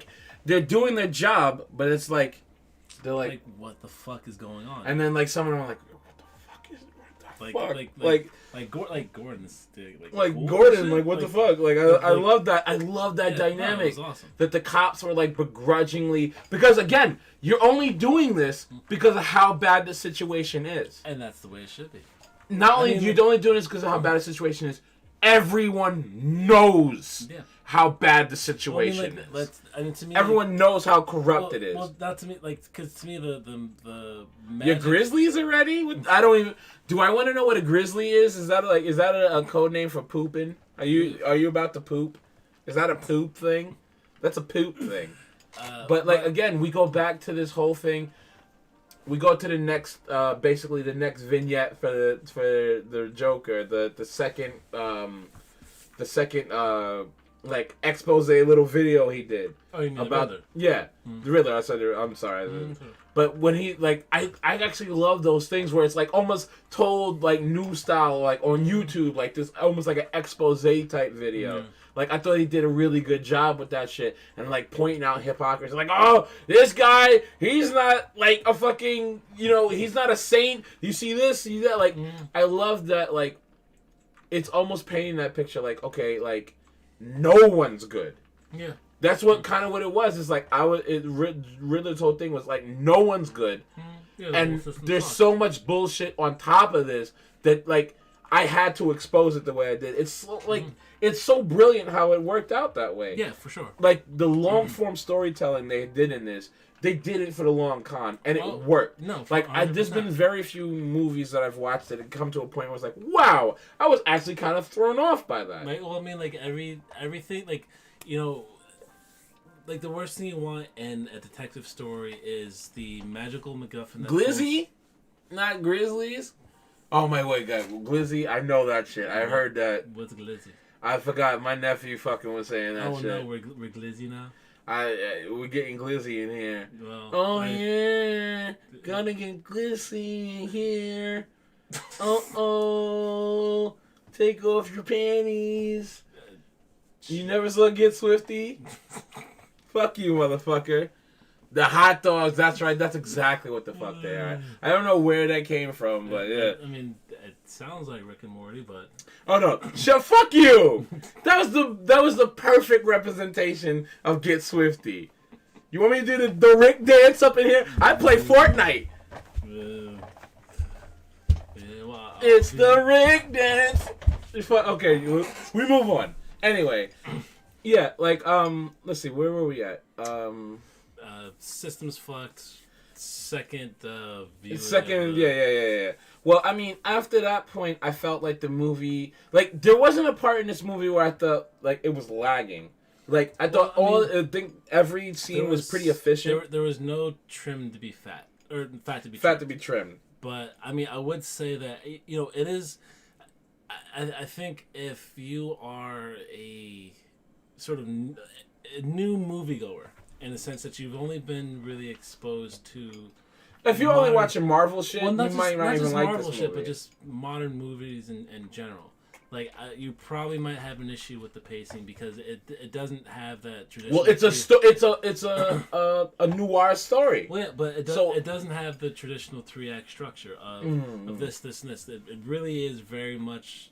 almost feels episodic. Yeah. Where, you have almost these 30 or 40 minute segments of... almost series of events that lead to the next event. It almost feels like how modern, it's like almost like how the Arrow or the Flash would do their story structure. It felt episodic. Like, it very much felt like you could probably break this up into like four or 5 episodes. Yeah, like you could break it up into 4 or 5 episodes of they found the. You can almost see where you could put the breaks. Put the breaks, yeah. Which again, that's why I said, like, when one of the first things I said when we left was like, this was great. This would have been a beautiful 5 to 8 episode run of something, and like and if we're definitely at a point within media where television has kind of caught up to the quality of production. Well, look at Game of Thrones again. Like Game of Thrones production is as good as any other fucking movie. Yeah, so like movie productions and television productions are pretty equal, and their budgets are about the same. It's almost feel like, okay, guys, you're fucking this up. I mean, I'll put it this way: you need to make a Batman series and not Gotham. I think it would diminish it though, because like Batman's almost like an event. Like this movie was a fucking event. It was an event, but like, and if you keep putting it out there, it might not be as. I would say yes, and I would say no, because the other thing that again Marvel does well, their television shows are still events. Everything, like, the thing is, people are excited about these characters. Period. If you give them something that's made with care, and honestly, just made with care. Yeah. Like, you could tell that everybody that was involved in this project cared about the project, and was just kind of like this movie oozed with style and deliberateness. Yes. Like, very again, much. I keep going back to certain things like the city, the lighting, and the mood. Yeah. The rain, the darkness, and the dirt. Yeah. It made you feel the hopelessness of it. Even though they didn't have to show you any, like, people on the street getting robbed or anything like that. Which they did sometimes. Well, it was only in the first scene. It was only in the first scene. And all you needed. And the one thing I think they did perfectly atmospherically is that how they shot Batman when he was hunting for... God. It was... I thought that was so brilliant. But not just that, but it showed Batman from the perspective of the bad guys. I thought that was so brilliant. Batman was literally like the monster. Oh my God! Where it shows like the dude look into the fucking darkness, yeah, and just like, what I also liked is the apprehension, but they still went. Yeah. The guy who robbed the bank. The guy who robbed the convenience store didn't go back and give the money in. He's just like... He is like, stops. Fuck. He's just like, yo. Is he there? Yeah, like... And got hit by the car and ran in a different direction. And but it happened like 2 other times where like people were just like, oh shit, like... I love that They looked in the shadow and was just like... Is he there? Like, yo, we need to get the fuck out of here. Yeah, like I loved it. Let's call it a night. A really good callback from like the 80s Batman. I mean, not just 80s. They did music. They did a couple of music stings from like the Keaton Batman. But like one of the core things, which is kind of it's a corny line, but the theme of it is still very potent. Where it's like, yeah, criminals are a superstitious and cowardly lot. Like, and you could just say that and like, okay, that's stupid, but within practice, and what makes Batman is that Batman is the boogeyman to bad guys. Batman is the boogeyman to criminals. He's the fucking boogeyman. He's the fucking dude, again, the fucking break your arm, bro. Well, no, literally, he's the boogeyman. He's the thing in the night that will come and snatch you up. Straight up. It will just wreck your shit. You didn't even know you had your score. You're celebrating. Next thing you know, you're 5 stories up. 5-story hanging by your ankle. What the fuck just happened? And then this guy just kung fu fucking rips your leg off, and you're just dangling upside down for the cops to come like hoping like, yo, please cops come. So I don't fucking fall off this building. Nah. Like, I mean, again, I thought the tone was set perfectly in this movie. Yeah, no, 100%. And like when it came to this point where it's like the true crime mixed with Batman, mixed with the over the topness of the setting, made it a perfect venue to kind of showcase what Batman can do. Yeah. So like, is this like real? And again, I think they did a lot of things really well subdued, because the scene with the Batmobile, I mean, it was good. But it wasn't like the Batmobile splitting in 3 pieces and then it goes like in down a small thing, or it doesn't go all armored and all this crazy shit. What matter of fact, I wanted to ask you during the movie, do you know what kind of car that was? I mean, I don't know. You guys don't know. Like, Grizzleby. Well, no, you're not Grizzleby. I'm Grizzleby. Grizzleby is SP. Bolo here is a huge car nut. So like the one of the car YouTube things I watched, like the designer was on it, and Oh yeah, he designed this car for Ken Block, who's like this drifter and guy who created like Gymkhana and shit like that. I don't know exactly, but it looks like it was based off of a Charger.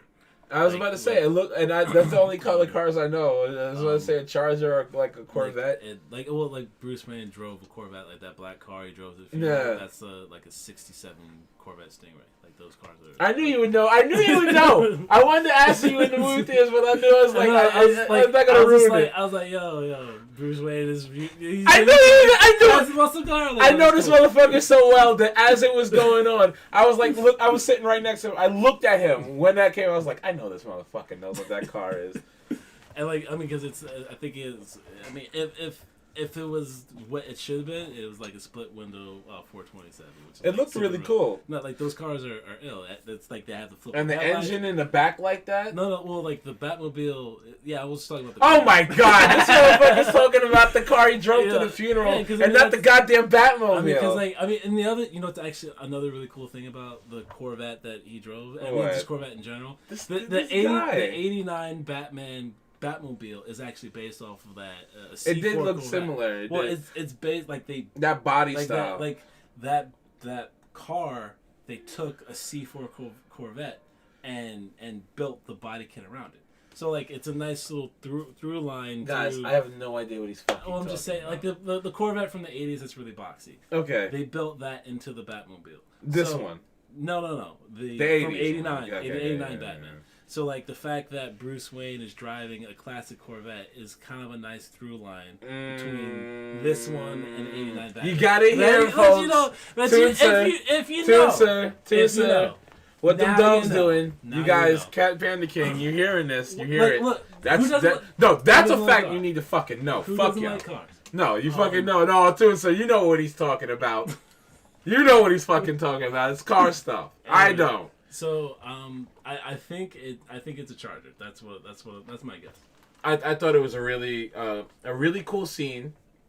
I love that scene. Like it's in the trailer, and honestly, I love the fact that when we were watching that movie, the trailer parts got out the way really quickly.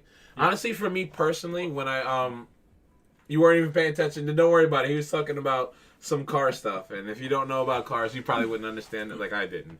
But I thought it was a really interesting idea to do it that way, when it's like, okay, like, wait, what was I saying?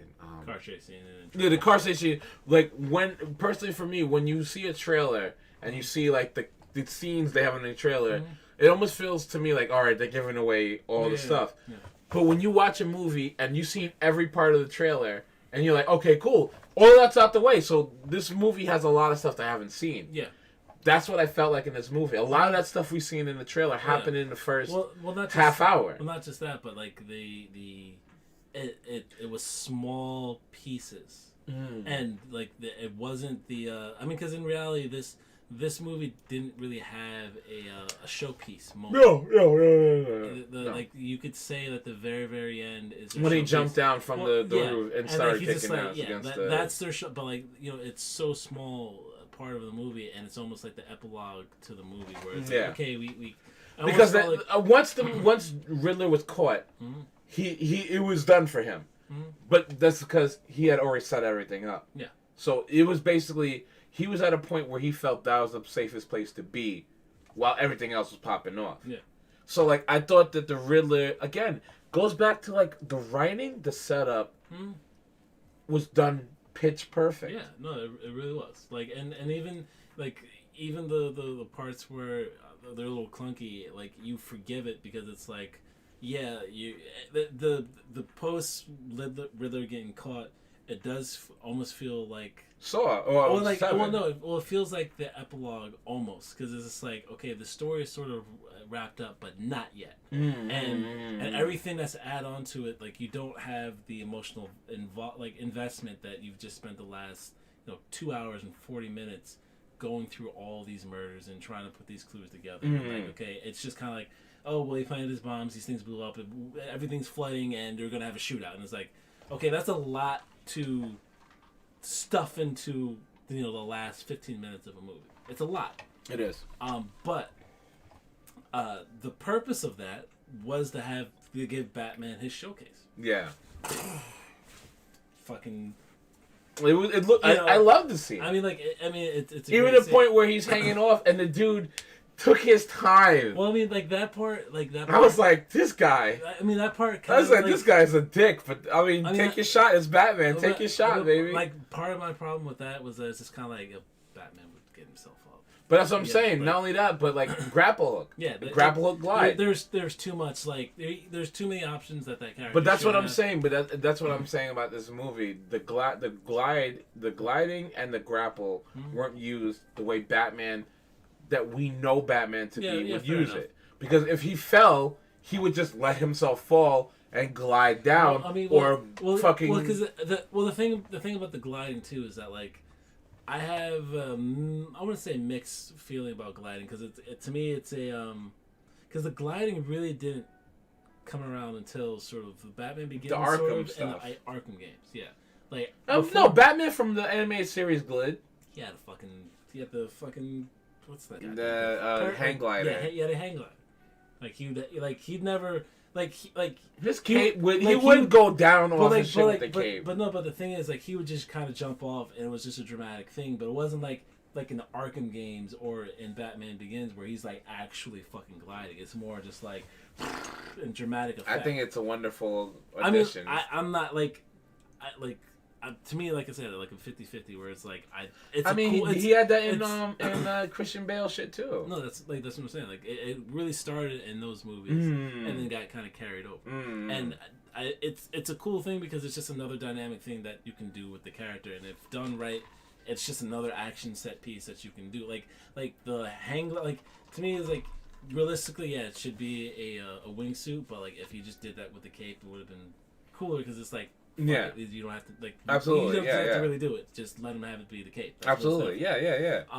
But it's also to me, it's like it's one of those things where it's it's like overusing the utility belt. Like he should only have so many things in that utility belt.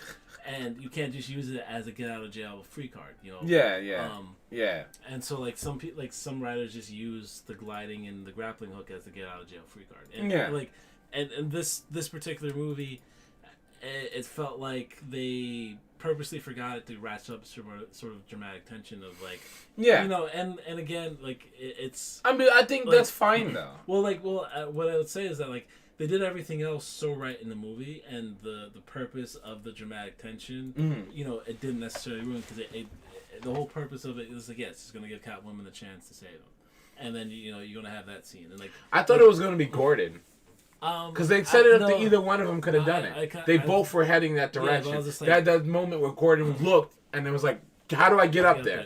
I thought it was funny though that like he's the commissioner. Why isn't he going? Guys, go up there! But then I looked; there were fire people. Yeah. They weren't cops; they were firemen. Yeah. So I was like, okay, cool. He's the guy with the gun. I thought it was amazing though, like the terms of how they. No guns. I thought that was cool.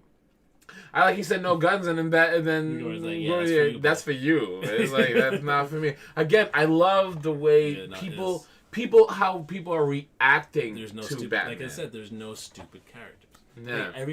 Even down to like you're saying with the cops and the background players, everybody's reaction to whatever situation they were in was I think the only one that wasn't was the lawyer. Was he the DA? Which one? The one where they handcuffed him and he had the thing and had his phone taped to his hand. He said he wouldn't tell because he was dead anyway.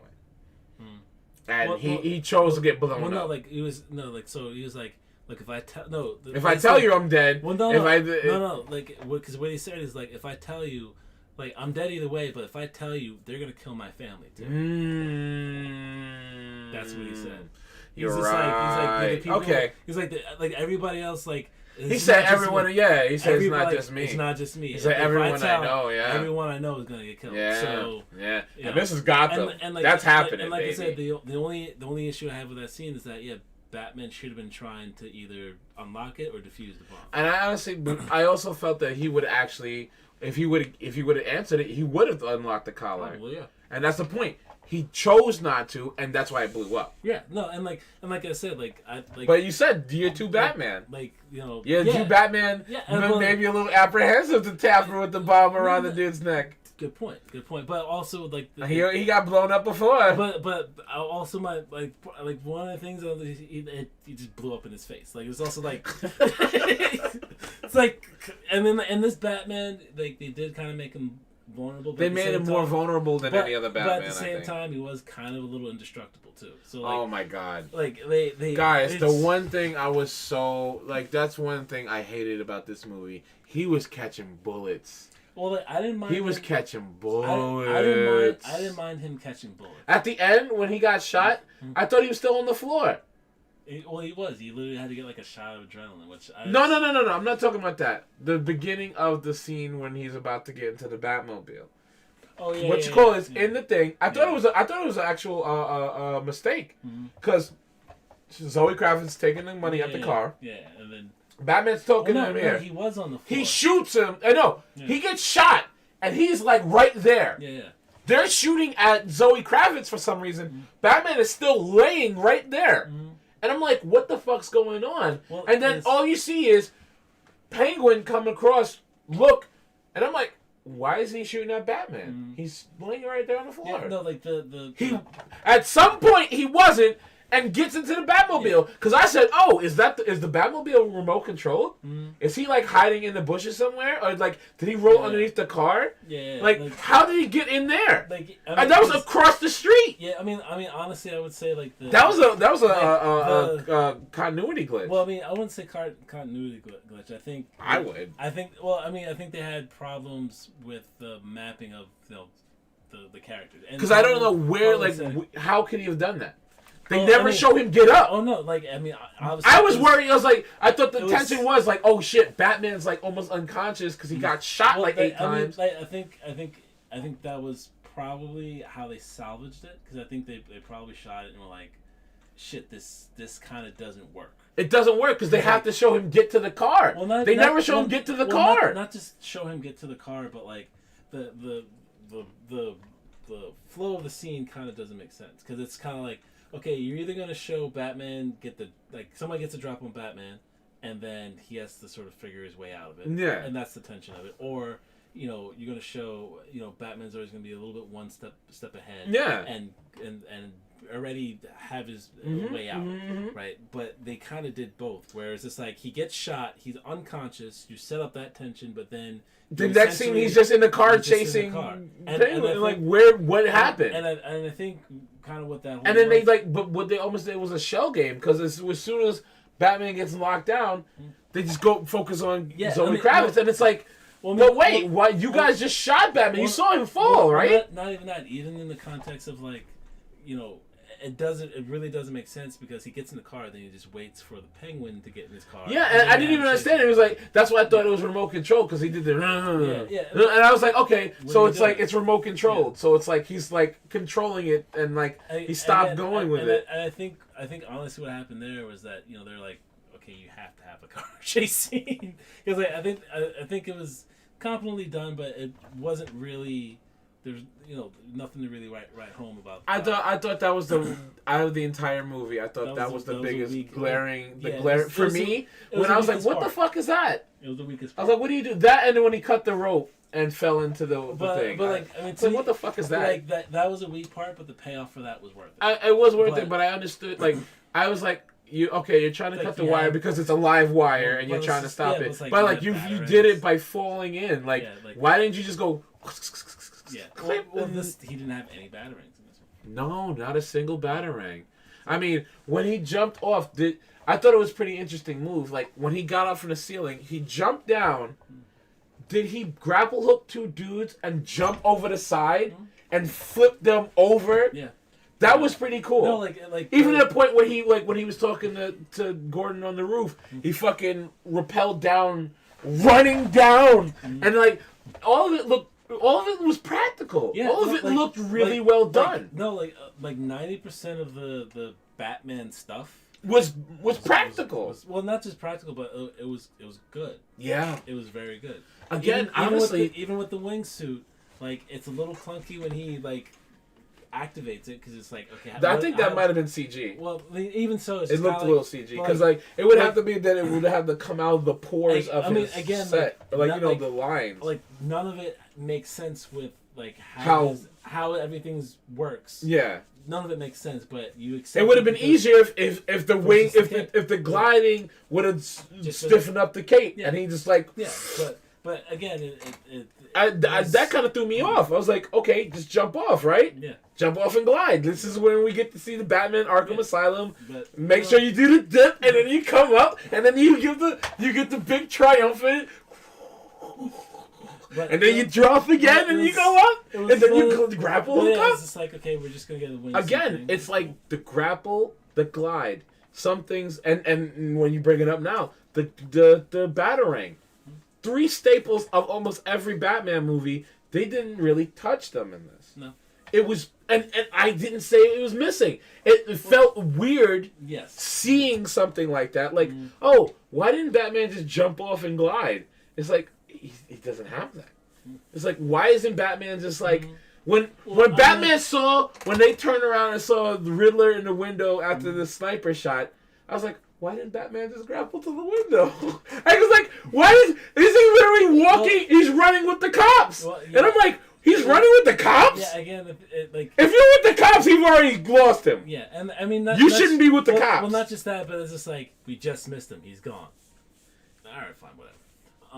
Like what? You stopped? I mean, and again, like it was all that is just to get him to the coffee place before he can get it. Like I get it, and like you know you let him go there, so you know you can have that coffee shop where you pan. I thought it with the Riddler, yeah.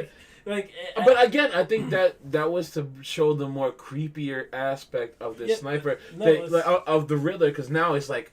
Yeah, I've won. Yeah, I've got my. Yeah, no, like that's. Give up completely. No, that's what I'm saying. Like all of it is like checkmate. Checkmate. Yeah, I don't have to fucking do anything. And again, like I said, like these are sort of plot holes that you can nitpick, but to me, the payoff is greater than the plot holes that you can notice. Yes, absolutely.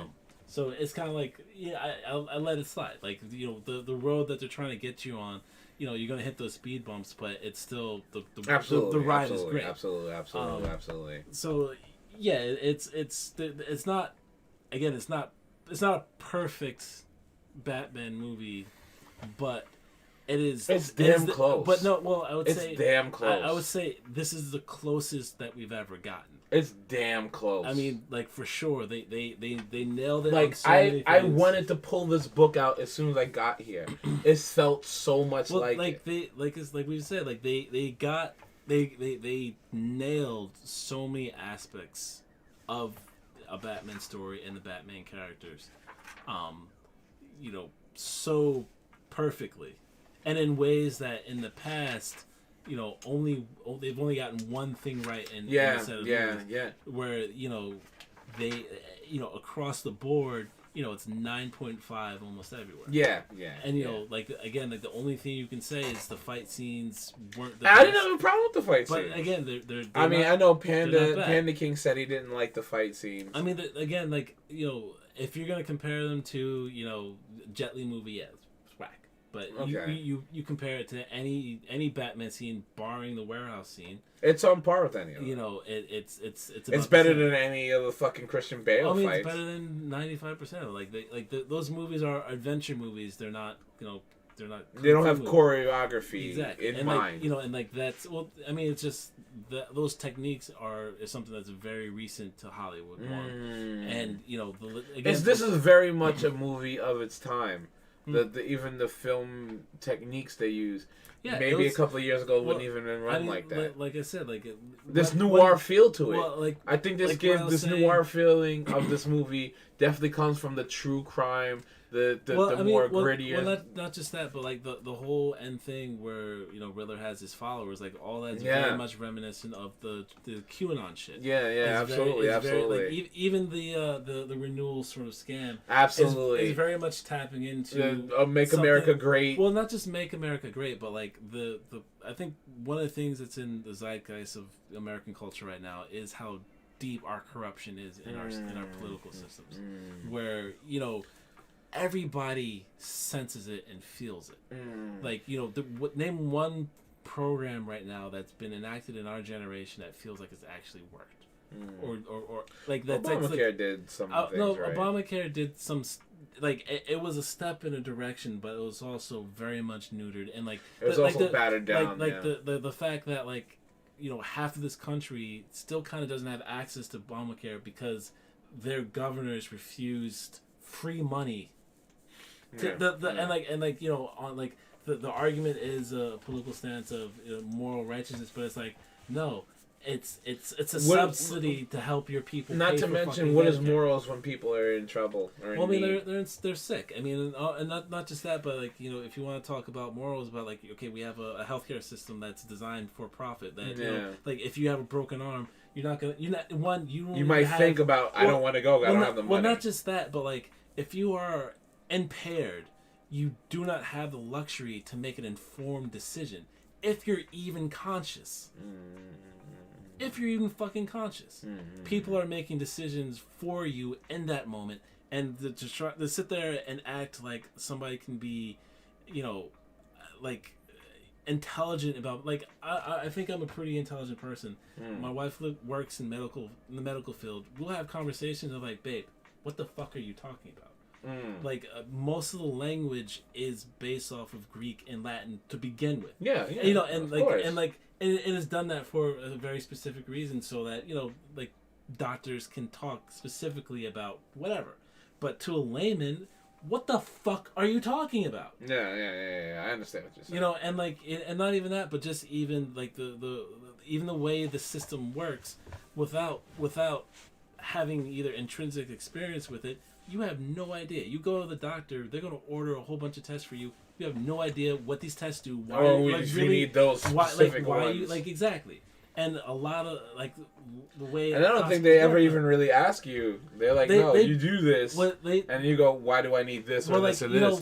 I never thought of anyone ever being explained. Why? Like, you can't really refuse it. Because if you... I always say, like, stuff like this in terms of, like, professions. There's certain professions that if you don't know, you don't know. Yeah. Cars, computers, and now that you're bringing up doctors and shit. I know about computers. I know how to make computers. But if you don't know nothing about computers, you're like, what the fuck are you talking about? No, I mean... When you talk about cars, I bring my car to the mechanics. I don't know what the fuck he need. I just say, here's the money, make everything right. Yeah, just make it run, please. So, like, yeah, it's... You guys have another hour of talking? No, I'm pretty sure we're wrapping up pretty soon, because we actually did talk about majority of the movie. Yeah, pretty much. I'm pretty sure. I think the other thing honestly, I think we really need to talk about really is overall feelings moving forward from this. What does this mean for Batman moving forward? And just any more thoughts you have over anything. Do you want to shine a light on anything specific in the movie that you thought was something maybe egregious or something that you really wanted, like, you think was something that was worth talking about? I mean, there's nothing egregious in the movie. No, I don't think there's anything really egregious. I think, I mean, honestly, I think it's a movie. I really, really, really liked it. Mm-hmm. I think I'm glad it's doing well. I think I don't even know. Is it doing well? I mean, I think so. Like from what I hope it does. I really hope it does. 'Cause I don't want it to be a one shot because no one got it. And I mean, I would say that would be my one fear, is that it isn't a movie that, you know, it's not a popcorn movie. No, it's not. This is a movie. This is a detective movie. Yeah. So this is a true crime detective movie with thrills. There's suspense. There's mystery. Yeah, and genuine mystery and thrills. Yeah, and I can see how someone can watch it and feel bored, in the sense that, like, if you're like, I came here to see Batman. Well, not just that, but it's just like, okay, and you don't know about comic Batman or anything else. But it's just like, okay, we're every half hour, every 15 minutes, I need wake up. Hey. Yeah, where's the jokes? Where's the quip? Where's something that's gonna grab my Where's attention? the bomb? Like, where's the explosion? You know, that is definitely not this movie. No, it's not this movie. It's very much it runs at its own pace. You're going on this, you know. You're going journey. on this. You're going on this story. You're going on this. Well, it's a journey. Like, it's not really an adventure film. It's very much a trip down a terrible fucking thing. Let me hear. Again, guys. I hope you guys enjoy this kind of stuff. Honestly, for me, this is what I live for. I love talking like comics and movies and stuff with this dude. This playlist is on YouTube as well. I have playlists. It's called Shang and Bolo Talk About Movies, and we do this kind of stuff. I don't know. It might be like we don't do it much because there's not a lot of movies that we get a chance to talk about. Really. Well, I mean, if you want to start watching older stuff, we can always do that. But it's up to you. Yeah, I mean, I don't know. Maybe we would do it. Master of your universe. Yeah, maybe that sounds like fun if we could find like a good movie to talk about. Maybe we talk about the first Batman. 89. Talking about 89, Michael Keaton, Jack Nicholson, Damn. Bob. You're my number one guy. Yeah. But yeah, okay. For me, I want to only talk about 3 scenes real quick. Okay. First scene when Bruce Wayne goes to Falcone and talks about the corruption with the Waynes. Yeah.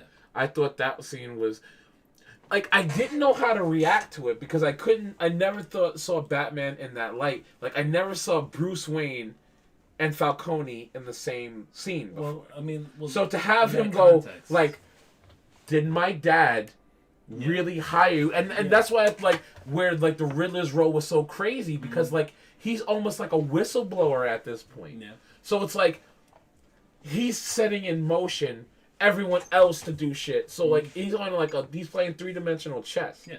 So it's like, did my dad hire you to kill Falcone? Or no, to kill the reporter. Yeah. And it's like it's this really interesting thing where and also how corruption, high society, and power is so mingled here. Yeah, that Falcone, the mob boss, goes to the fucking funeral of the DA. Like, the mayor, just chilling. Yeah. And how, literally, everyone knows Bruce Wayne, where the fucking the dudes at the door, like he's like, you know who I am? So you're Bruce Wayne. So, close the door. He had to call another motherfucker to come in. It's like, see? And, like, it wasn't even like, yo, let him in. So, it's like, I thought that dynamic was so, like, interesting. Well, I mean, you never seen that. I mean, because like to me, like because Bruce Wayne almost felt like he would never be caught dead next to these people. Well, not just because even his fake persona of Bruce Wayne couldn't stand to be around corruption like that. I mean, I wouldn't even say that because like I think what was really interesting about the scene. You're right. You never see Bruce Wayne in that context. You never see him like, almost with Lucius Fox or Roland Daggett or something crazy. It's not just that, but it's Bruce Wayne actually really being vulnerable because the whole scene is about like. He genuinely wanted to know. Well, but like everything that he's doing is now in question, and in a way that's never really been. There's never really been talked about. Well, because there's always a question of okay, what if is my reason for doing this, or or is my methods the right way to do the honor my family's legacy? That's always been the question. There's never been a question of is my family's legacy actually worth saving? Yeah. That's never been a question posed. And like I think that was a really interesting take. Where it's just like absolutely. Like, no, your father. Your father wasn't. And like for me, he's like Pa Kent. Like he's like this figure of like you can't be wrong. Well, yeah, the Waynes like they always put the Waynes on like they were the ones leading the way. If they didn't kill the Waynes, the Gotham might actually been somewhere. Yeah. They were actually leading the forefront and like cleaning up the city, and that's why they were killed because they were these great pillars of the society. And I think it's not like that in this picture. They're like, well, I mean, even to the point where they say he was trying to be mayor. I didn't know Thomas Wayne was trying to be the mayor. Yeah, I mean that's something they definitely. I know, but I'm saying that's interesting, like how they set it up in almost a political way. Yeah, and even how sort of Alfred sort of saves it, I think it still works. Like he didn't know, he was desperate. Well, I mean, he was trying to protect his family, and he was trying to, and the whole thing is what Martha Wayne was like in a mental institution. Well, I mean that's something that's sort of been introduced lately, where it's just like really like some of the questioning of okay, Batman, are you really just fucking crazy? It's like there's mental health issues on his mother's side. Oh really? Yeah. That's wild. Yeah, it's crazy. So it's so like there's a lot of stuff that they brought in from the latest lore that I was like, okay, cool. And that's what I was like. I was like, wow, like that's cool. As soon as I seen like the expose video, it was like the Waynes and the Arkhams, they were covering up the corruption, and I loved his delivery. It was like very very unhinged, but it's like, I have the documents. I'm waiting for Charlie Kelly to go, yeah, and Barney, he's telling me about it with the cigarettes. Who the fuck is Barney? Oh shit. Bow, chicka chicka, chicka chicka. Boom, bow, bow. Like, it's like, I can't speak as much as I like about just the characters. The individual acting in this was fantastic, and I felt that all these characters knew the gravitas of the situation and treated it as such. Well, I mean, just like everybody's, like everybody played it like the Maltese Falcon, where everybody played it cool. Yeah, it was fantastic, and the second one I wanted to talk about was the interrogation scene in the police station with the Riddler and Batman, where like it was Bruce Wayne, like the tension of the whole situation, even to where like when they go in his house and the evidence for Batman being Bruce Wayne was all over the place, and it's like the tension was building, and it's like, I think the thing was kind of cool about that is that like there's sort of two ways you can look at it. You can look at it through Batman's eyes, and like have the key piece of information of like, yeah, Bruce Wayne is Batman, and look at it like, I know who you really are. Where from one perspective, it's you are corrupt. That's what I thought it was so interesting. But from Bruce's perspective or Batman's perspective, it's like, fuck, he knows who I am. That's what I thought was so amazing about the scene, because the tension kept building, and like at a certain point, you only can guess it's like he knows, because he's like yelling his name. He's like, Bruce Wayne, this rich boy. He's a billionaire orphan on a tower. I don't call that a fucking orphan. Like, his mythos, it just starts spilling out, and like that's the dope thing about this character that we've been waiting for this whole time. We've been waiting this whole thing. He's taping people's fucking thing, even his messages, or talking about corruption and stuff. It's more than that. There has to be more to it, because he's doing way more beyond he could have been a whistleblower. He could have been anything. He could have just exposed the corruption. He could have released that film. All he did was release the things that he already had to the public. He could have done all of that. It was more than that. Well, and when we got the chance to talk to him, when he's face to face in the camera, like against the screen, you get to hear the mythos. And honestly, that's always one of the more interesting things about the movie, of these super genius. When we finally get to hear Kevin Spacey talk. Well, yeah. Well, I mean, it almost was scarier. I mean, like I say, like. In 7, when you actually get you see the horror and the things he's done, I mean, and now you get to talk to this person. Like I was saying before with like Shazam, where it's a shame that Mark Strong didn't get the you're not so different, you and I speech. Like those moments within a movie with the right actor and given the right monologue can make a movie. Or at least make it a scene. I agree. I agree. You know what this is, you know the formula, but it's the chance for that actor to act. Yeah, but I'm just saying, in terms of how that scene broke down. I know, and at a certain point, it was like he almost looked like when he picked up the phone, he was like, it might almost be time for like the end of Batman. It almost looked like he was expecting for him to be exposed right there. Well, I mean, like he goes to Jordan and he's just like, well, shit, this might be the end. Like, where he's just like. Like, he even says like, Jim, you're a good cop. Like this. I love the fact that as he's talking to the Riddler, it show Batman and he looks up and he sees the cameras. It's like, no, it's like all of this is known. This is like. Well, I mean, the way I looked at it, the tension of the moment was so good. I mean, like, yeah, because like from my interpretation was like, he looks at it, he's like, fuck, I can't, like, even if I could like break in and silence this dude. Nothing, and like what am I? And it also goes to the thing. Like, what am I going to kill him? I can't kill him. Exactly. Where it's like, okay, is this the thing that might Is this the thing that's gonna derail everything? So like, I mean, I thought that scene was just amazing, and the swell of tension to the point where it's like, Yeah, it's about the plot. he's like, oh, he said we almost got them all except for Bruce, and it's like, that's that moment where it's like, except for that's when you see his eyes are like, well, that's when he like walks in. And that's when he walks into the light. Yeah. I thought it was an amazing scene. That was such an amazing scene. And that's when he talks about like this is the real you. It's I can tell this is the real the whole scene is just amazing. Even then, like, well, I guess you couldn't really read it in the sense that like he's looking at Batman as the real one, and then actually. But he actually said if you're trying to figure out who you really are, that's irrelevant. Yeah, that's very true. Like he didn't want to know. Like that's when the whole thing this is when you actually get to talk to the other side. When you're the adventurer and you're going through these crazy mastermind traps in the dungeons. Now we get to talk to the mind who fucking did that shit. Yeah. Like, what were you thinking?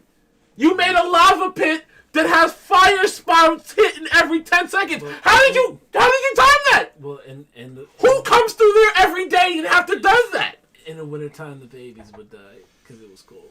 Yeah, and again, like, and that's the thing, like, that was amazing to have that, and again, another layer into how bad Gotham was. Yeah. I mean, like, I got almost everything I wanted out of this movie. They did what the animated series. I'm buying this on DVD as soon as it comes out.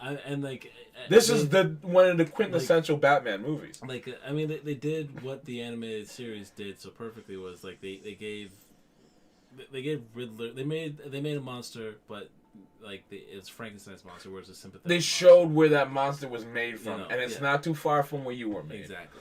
And to each their own. You know, what's the phrase? There goes. There goes, but the grace of God. Yeah. So it's like this character, and then again, it shows like the whole cyclical nature of Batman. It's like an arms race. Batman comes, takes out the crimes. Now it's the Joker and Penguin, and everything is getting to that escalation point. And they hinted to the escalation at the end. It's like, yo, it's only going to get worse from here. Yeah. No, so like, I mean, not just that, but like the cherry on top of for that movie. What I love is there's two things, and I mentioned before where it's only been a week, right?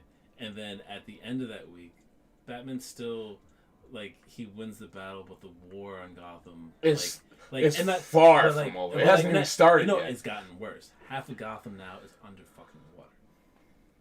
I almost it hits the Katrina type shit. Like, yeah, and it's just kind of like he blew up the levees. But like, just like, oh no, like that, like.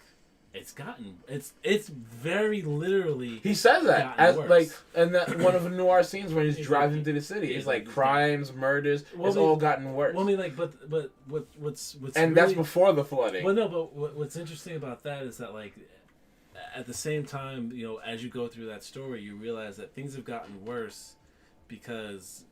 Again, and it's another thing. Well, because Falcone owns everything. Well, yeah, but like not just that, but it's when you really think about the context of what happened, and like things aren't getting worse just because things got worse. Is that like Batman won this battle, but the war that's being waged, he lost a bigger battle that he didn't. It's almost it's unseen war happening. Well, it's a battle he didn't even know that was going on, and so he's like, oh shit, now I have to level up to this next portion because like even the level of corruption that I assumed in the city, it's much higher and much more has so much more influence than I even thought. That like fuck okay like this shit isn't even Commissioner Gordon. Yeah, he's not Commissioner Gordon. He's not Commissioner Gordon. So it's like this pre-Commissioner Gordon. So it even makes sense. It even makes sense how corrupt everything is. Yeah, no, in canonical Batman, this is the crime syndicate arc. Yeah, exactly. This is like where he has to actually help make sure that like at least 4 or 5 cops on the force aren't fucking dirty. Yeah, dirty. Like again, like I said, like for this like. You could take this Batman, and if you put him in the comic, seamless. Like it's like everything they did, even with the Riddler, and you can still establish Riddler as the Riddler that you know. At least he can evolve into that Riddler. He could evolve. Again, he said friends and like it boasted renewal. Again, and the last part I want to talk about is the ending. Like they have the scene where the Riddler is despondent and in the cell, and the Joker, it's the Joker. The Joker is literally talking to him, most likely, and they start laughing together, and like. That's the thing that they wanted everyone to get, because I don't think there'd be after credits. I thought that was it. Like, we didn't stay to see if there was credits after the fact, but I didn't think that was it. But the fact of the matter is that, like, they gave you that little piece, but then ended it on the somber note of them spreading apart, which I think was incredible. Like, Batman and Catwoman at the end of the movie, they're talking in the cemetery over Catwoman's mother, and... they basically, you know, it's basically that thing like, oh, Catwoman's like, yo, you should just come with me. We'll get into some trouble. We fucking. That's the invitation. We fucking. We just fucking. Just stop. Don't. Well, can you stop being a cop? Can you stop being a cop for 10 seconds? And you get some pussy? Well, it's not even that. It was just like, hey, like, you could still dress up, but like, can we just like rob shit and like get some money off of this? And, and like have a good time together? Like, can we date? That's pretty much what you say. Like, hey, you want to be my boyfriend? And he's like, I already have a girlfriend. Well, her name is Gotham. Yeah, essentially, he's just like, her name is Gotham City, and she has great New York boobs. She's calling me. I'm sorry. The phone's ringing, yo. It's like, my girl. Like, I mean, you fly and everything, and when you're back in town, like we fucking when you come back in town, but I got work to do. I got work to do. And like I love the fact, and like at that moment, like they share a look, and then they drive off in motorcycles together, and then like it's like a long bridge, and then at the end of the bridge they go in different directions, and you can see Batman's driving off, and he looks in the mirror, and he can see Catwoman go over the hill of the horizon to the next street, and that's the end of the movie. And I thought it was amazing because it showed.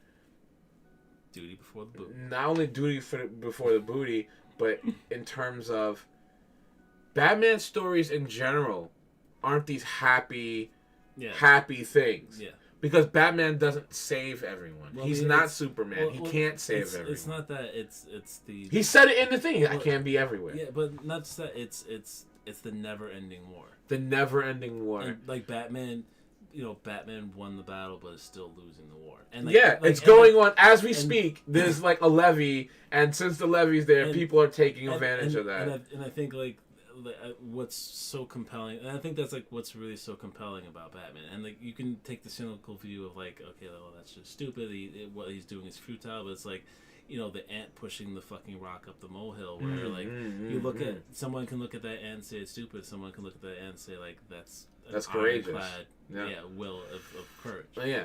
You know, so like, to me that's I thought it was it. Like, and that honestly, and it was all done quietly. There wasn't this very long somber music behind it. You know, the sadness of the moment. It was left to sit. It was left to sit. The movie, it is what it was. The movie is very melancholy.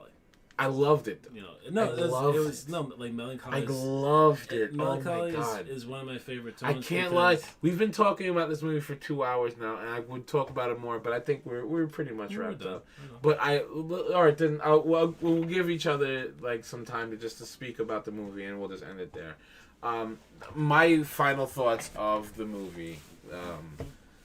I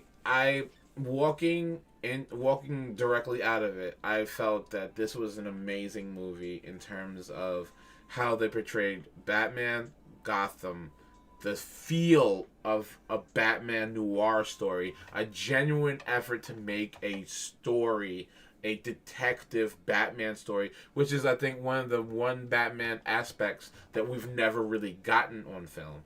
The true detective Batman, with like mixed in with the noir and the dialogue. Like, this could be a video game and have dialogue trees, like talking to people and figuring out what they're doing and shit like that. I thought it did a fantastic job of doing that. Also, I believe like Pattinson, Bobby Batts, did a wonderful job. And I was wondering if he could pull it off. I mean, honestly, I was worried about that. I was completely worried about it, but he pulled it off. He pulled it off well. Yeah. At no point that I was like, all right, this is stupid. I mean, in the suit, like it really worked. The suit was really good. The suit was really well done. I believe that this movie, I would give it a solid 8. I would give it a solid 8. I would watch this movie again.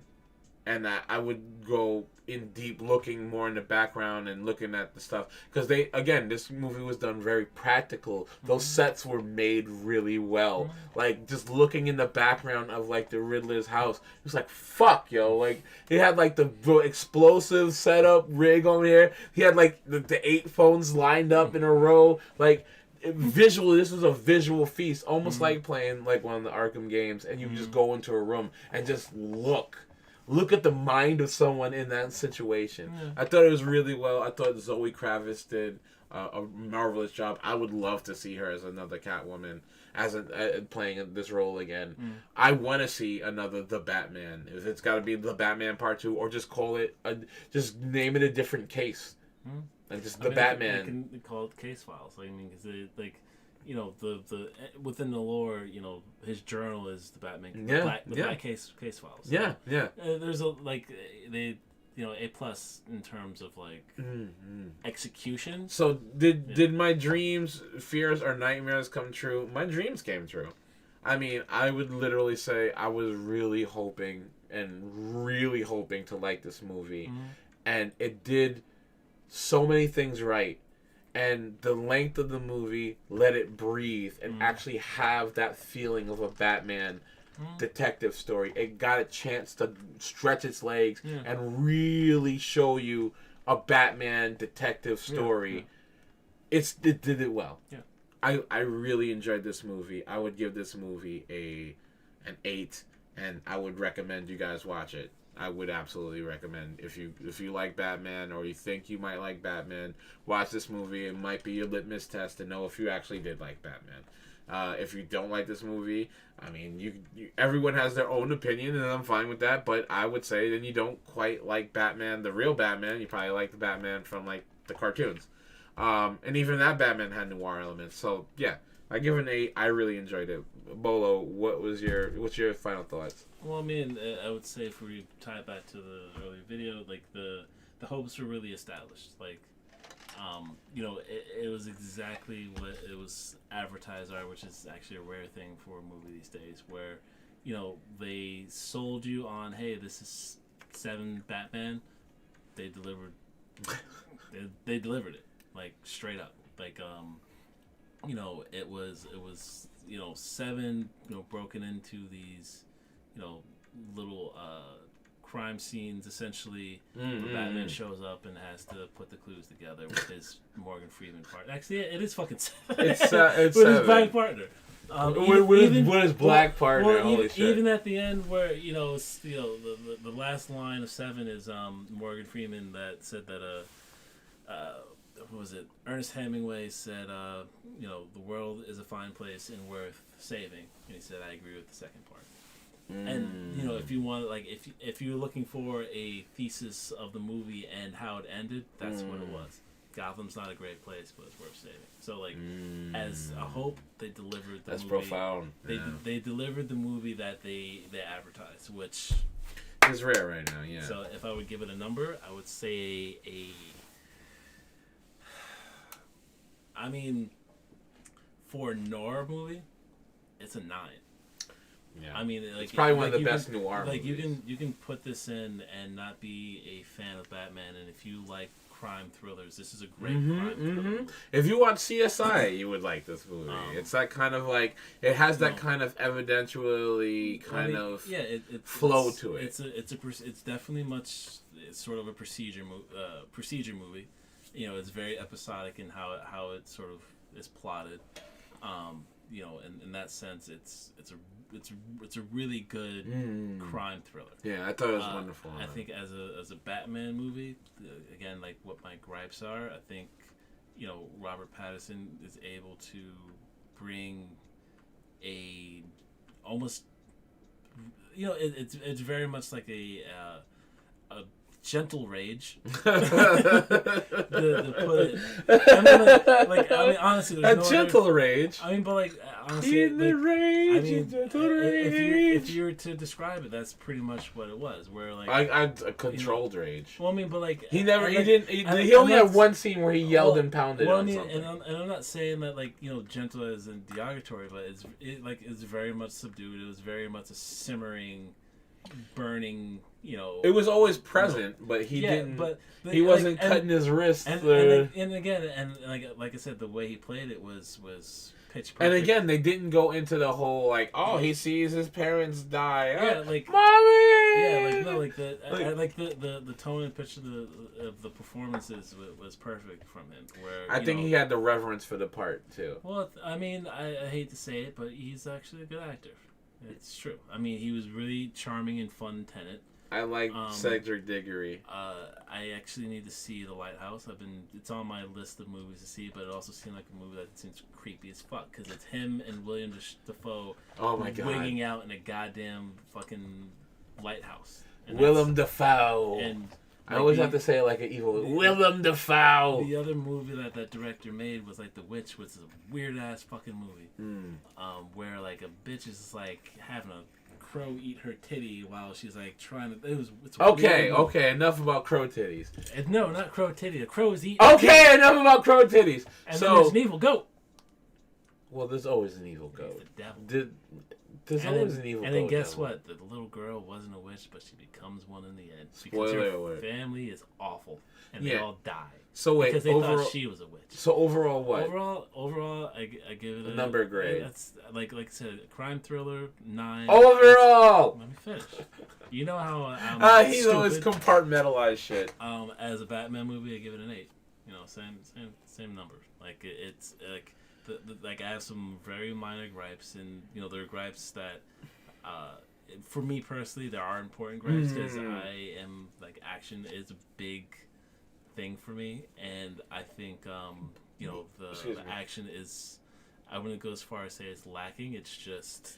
I don't think it's the main focus. It's not the main focus. It's a subsection of what this genre exactly would be. And in a true LA noir, it would be less people because our detective would be working by himself. Well, not just that, but it would just be It would just be a chase scene, or people roughing him up. Yeah, or a small amount of goons. The guy you've been let's say at this point is you're looking into the Riddler, so you have to go to weird places. Yeah, and now people are gonna beat you up or try to handle you. Just by the nature of it being Batman, he knows kung fu, so it's going to be a fight scene. Yeah, which again, it's just the right amount of combat in a noir movie. Yeah, no, the frequency was the frequency of the combat was paced perfectly with the episodic nature because essentially every episode that you go on within the case. You get an action scene. So, again, we're breaking this down like it's a fucking. It was a show.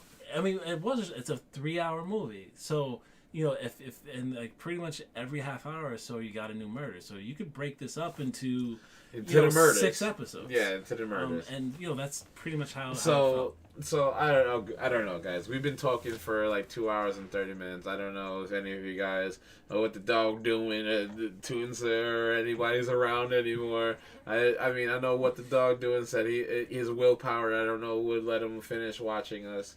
I hope it wasn't a chore for you guys to watch or listen to our ranting and talking about generally some of the stuff that I love to talk about, which is Batman and cartoons and comics and movies.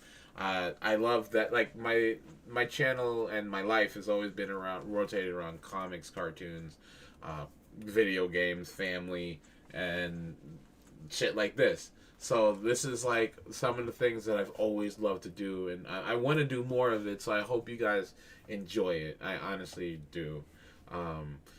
We both seem to really love the movie. I really loved the movie, and I felt that it was such a breath of fresh air to get into a movie that actually respected the material to the point where it gave it enough time to breathe and give it the gravitas it deserved. This is it's not a roller coaster ride. This is a nail biting. I need to see what happens because this is like fucked up. And the corruption element and everything feels very valid even to this day. I think it makes it even more valid now.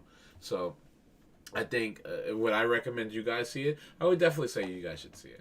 I think you guys will enjoy it. If you guys do actually see it, please leave a message below. Let me know if you've seen it or how you felt about it. I know Panda. Panda King didn't tell me exactly how he felt. He said he didn't like certain parts, but he seemed to agree with us on some of the things. I think he said he found a lot of it interesting. I would be really interested to know if you guys watched it, how you felt about it.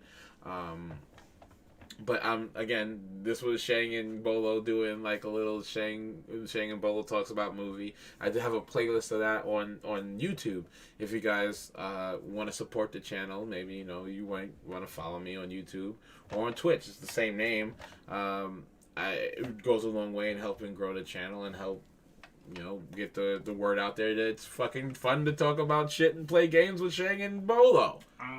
That guy. Me. But yeah, I mean, I'm gonna come back. We're gonna be playing some late night games. I don't know what we're gonna play, but I'm gonna play some games. I'm insomniac. We're not sleeping. We got way too many beers to drink. But beer. Shut up. Yes, sir. But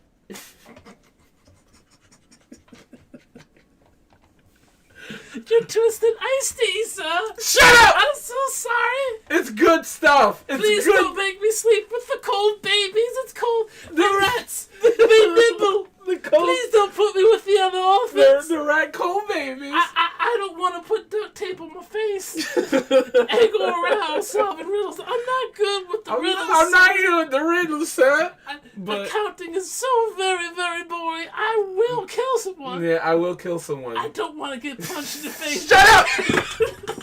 You shut up! But yeah, so that's gonna be it for now, guys. I really, really had fun watching the movie. I really enjoyed it, and I would definitely recommend you guys watch it. Again, thank you guys so much for coming. I honestly and generally appreciate it, and it means a lot to me that you guys can come hang out with me. Let me know if you liked the movie or not, or you thought it was bad, or you thought that we were full of shit. Please. Yeah, I'm fully dope with that. We welcome the debate. I welcome that shit. So yeah, I'll be back later. I think he's not gonna be. So I'll see you guys in the next one. Thank you so much for watching. Don't forget to like and subscribe. I don't know what else to say. I love you. I'll see you later. Don't forget the blanket for the babies.